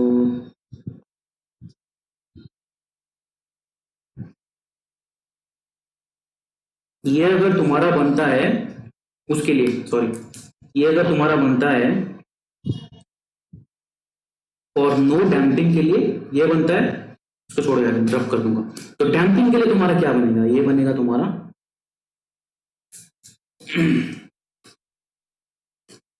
डैम्पिंग के लिए यहां से शुरू होगा,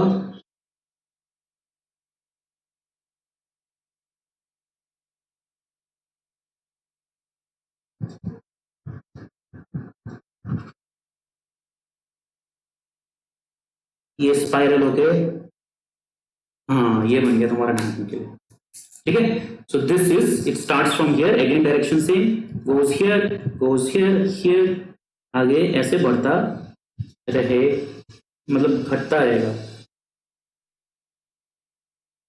इस तरह से जो है ये घटते घटते at time t is equal to infinity इसका मोमेंटम बन जाएगा 0, alright, spiral towards centre, DKEM, yes, so it will spiral towards center,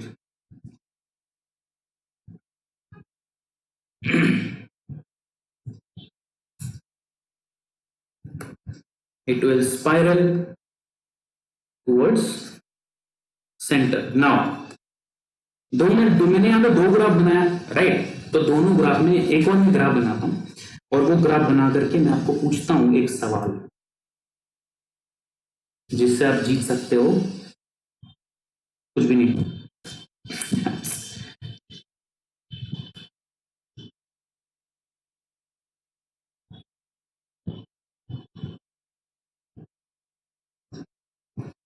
हाँ जी, तो मेरा सवाल है ये, इन दोनों में डिफरेंस क्या है?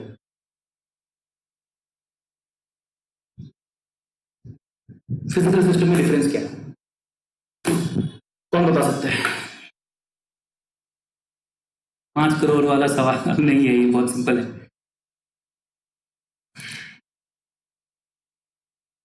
बताओ इन दोनों में डिफरेंस क्या है? फिजिकल सिस्टम में डिफरेंस क्या है? ऑसिलेशन इंक्रीज नहीं हो रहा। ऑसिलेशन कहां इंक्रीज हो रहा है? दोनों ही स्पाइरलिंग कर रहे हैं, दोनों ही स्पाइरलिंग कर रहे हैं। ये भी स्पाइरल कर रहा है सेंटर की तरफ, वो भी स्पाइरल कर रहा है, एग्जैक्टली सेम स्पाइरलिंग है। फर्स्ट में मोमेंटम तो Priyanka starting from equilibrium position. एक मिनट, इक्विलिब्रियम पोजीशन कौन सा? पहला वाला दूसरा वाला? बताओ, मैं देखना चाहता हूं कौन बता पाएगा मुझे सही आंसर। पहले में इनिशियली मोमेंटम 0 है, ठीक है, यू आर करेक्ट, पहले में मोमेंटम इनिशियली 0 है, लेकिन मुझे आंसर चाहिए फिजिकल सिस्टम से रिलेटेड। स्प्रिंग मास सिस्टम ही ले लो, फिजिकल सिस्टम से रिलेटेड मेरे को बताओ। मनीष ने बताया फर्स्ट पहले वाला इनिशियली रेस्ट पे। नहीं मनीष, हाँ हो सकता है रेस्ट पे, हाँ ठीक है, हाँ ये भी कह सकते हो। सेकेंड वाला इक्विलिब्रियम से स्टार्ट हुआ है, सेकेंड वाला इक्विलिब्रियम से, हाँ ठीक है ठीक है ठीक है ठीक है, यस यू आर करेक्ट। इसने बताया, एक सेकेंड, मनी फर्स्ट वाला इनिशियली रेस्ट पे बी है, हाँ दिस इज करेक्ट। पहले में इनिशियली मोमेंटम 0 है, yes yes correct, yes. Shubham, Himanshu, Manish, I think you are giving the right answer. Complete clarity नहीं है लेकिन you are heading towards the right answer. Starting from equilibrium maximum momentum, yes. लोकांशा, एक stop हो जाएगा, दूसरे नहीं, नहीं दोनों ही कंटिन्यू मूव करेगा, स्टॉप नहीं होगा कोई। विकास सिंह सर, अरे बता रहा हूँ, ग्रेविटी और डिसिपेशन भी बता रहा हूँ। तो इस क्वेश्चन का पॉइंट यही है कि ये जो है initially displaced from origin and let go. Spring system को मैंने हाथ से खींच दिया एक्स मैक्स पे उसको मैंने छोड़ दिया और वो स्पाइरलिंग करेगा टुवर्ड्स द सेंटर। ये क्या है?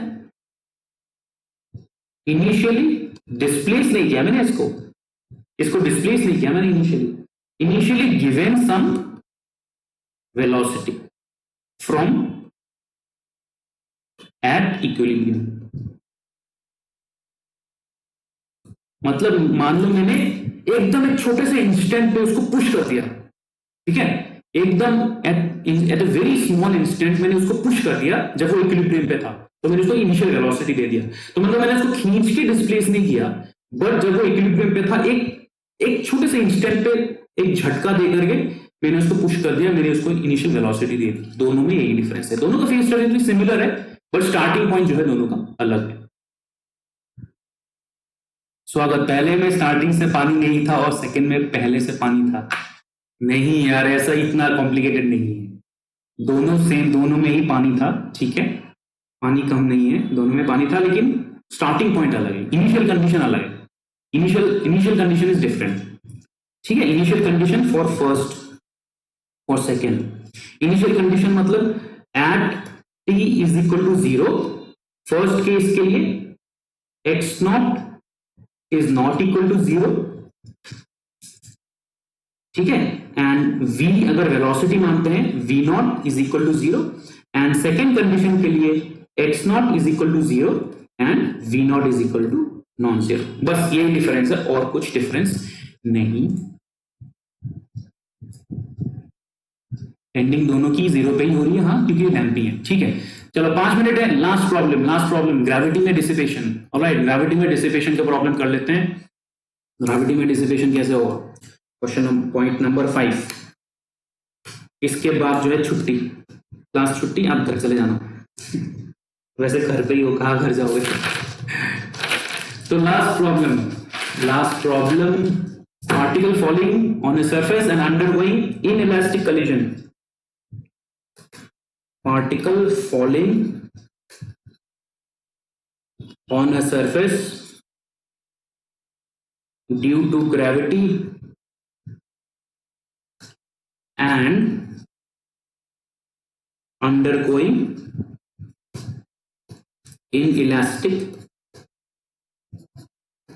collision. अगेन सेम यहाँ पे चीज है, यहाँ पे जो है तुम्हारा एनर्जी कांस्टेंट नहीं है इस केस में भी, और यहाँ पे भी जो है बस ये लास्ट है 2 मिनट लगेगा, 2 मिनट में खत्म हो जाएगा।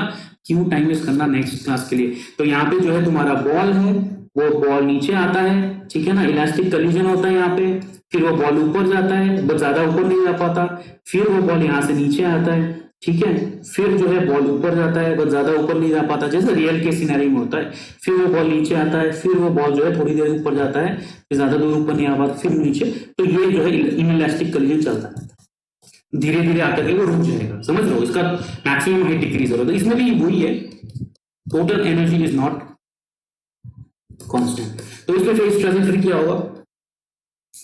फेज ट्रांजिक्टरी क्या होगा? फेज ट्रांजिक्टरी क्या होगा मैं बता देता हूं, बहुत सिंपल है।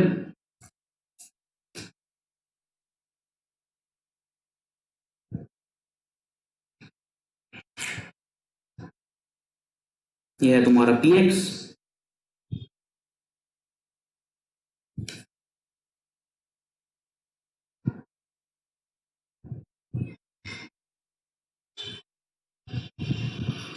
ये है तुम्हारा x। Again p is equal to 2m e minus v, ठीक है ना, as energy of system decreases, p max also keeps on decreasing. Alright, तो इनिशियली क्या था? इनिशियली था तुम्हारा ये था, है ना। अब क्या होगा? अब एग्जैक्टली यहाँ पे भी वो स्पाइरल जैसा ही होगा, लेकिन स्पाइरल नहीं होगा वो, बट जो धीरे धीरे जो है पी मैक्स जो है तुम्हारा यहाँ पे छोटा होता जाएगा। तो यहाँ पे क्या होगा? ये इट विल स्टार्ट हियर 1 2 3 1 2 3, तो इट विल स्टार्ट हियर,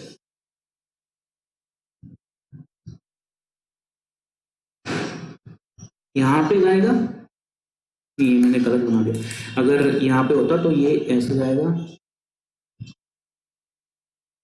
ये होता ना इनिशियली। तो अगर डिसिपेटिव फोर्स है,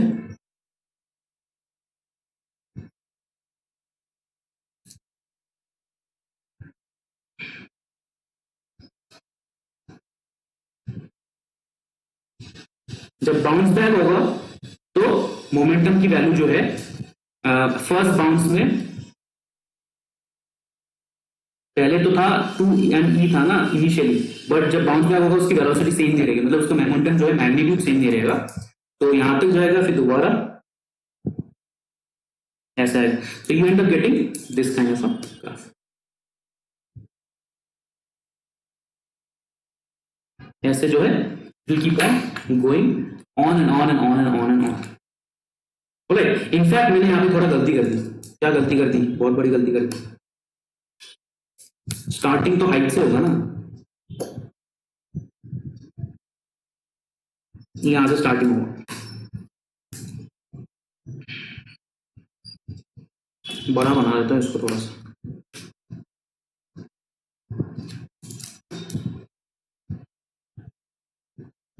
स्टार्टिंग होगा किसी हाइट से, तो यहां से स्टार्ट होगा,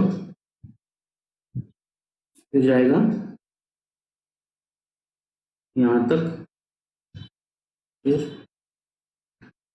ऐसे जो है ये चलता रहेगा इस trajectory until unless it again comes to zero, on and on and on. So this is the PST of a particle dropped from a particular height where inelastic collision is taking place.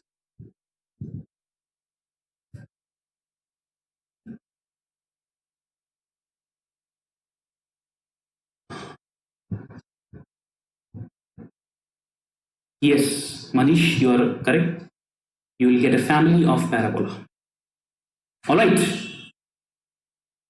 Sir P ऊपर से नहीं होगा, हाँ तुमने सही बोला था, ऊपर से नहीं होगा। ठीक है, तो आज के लिए इतना ही। आई होप कि तुम लोग को समझ में आया। कुछ डाउट है तो अभी पूछ लो, 2-3 मिनट में डिस्कस कर लूंगा, but otherwise this is sufficient for today. कोई डाउट है तो पूछ लो कमेंट्स पे। Sir please repeat damped oscillator, graph is not clear. Why is graph not clear? क्या डाउट है बताना। डैम्पिंग में तुम्हारा टोटल मैक्स डिक्रीज होता रहेगा, बस ये।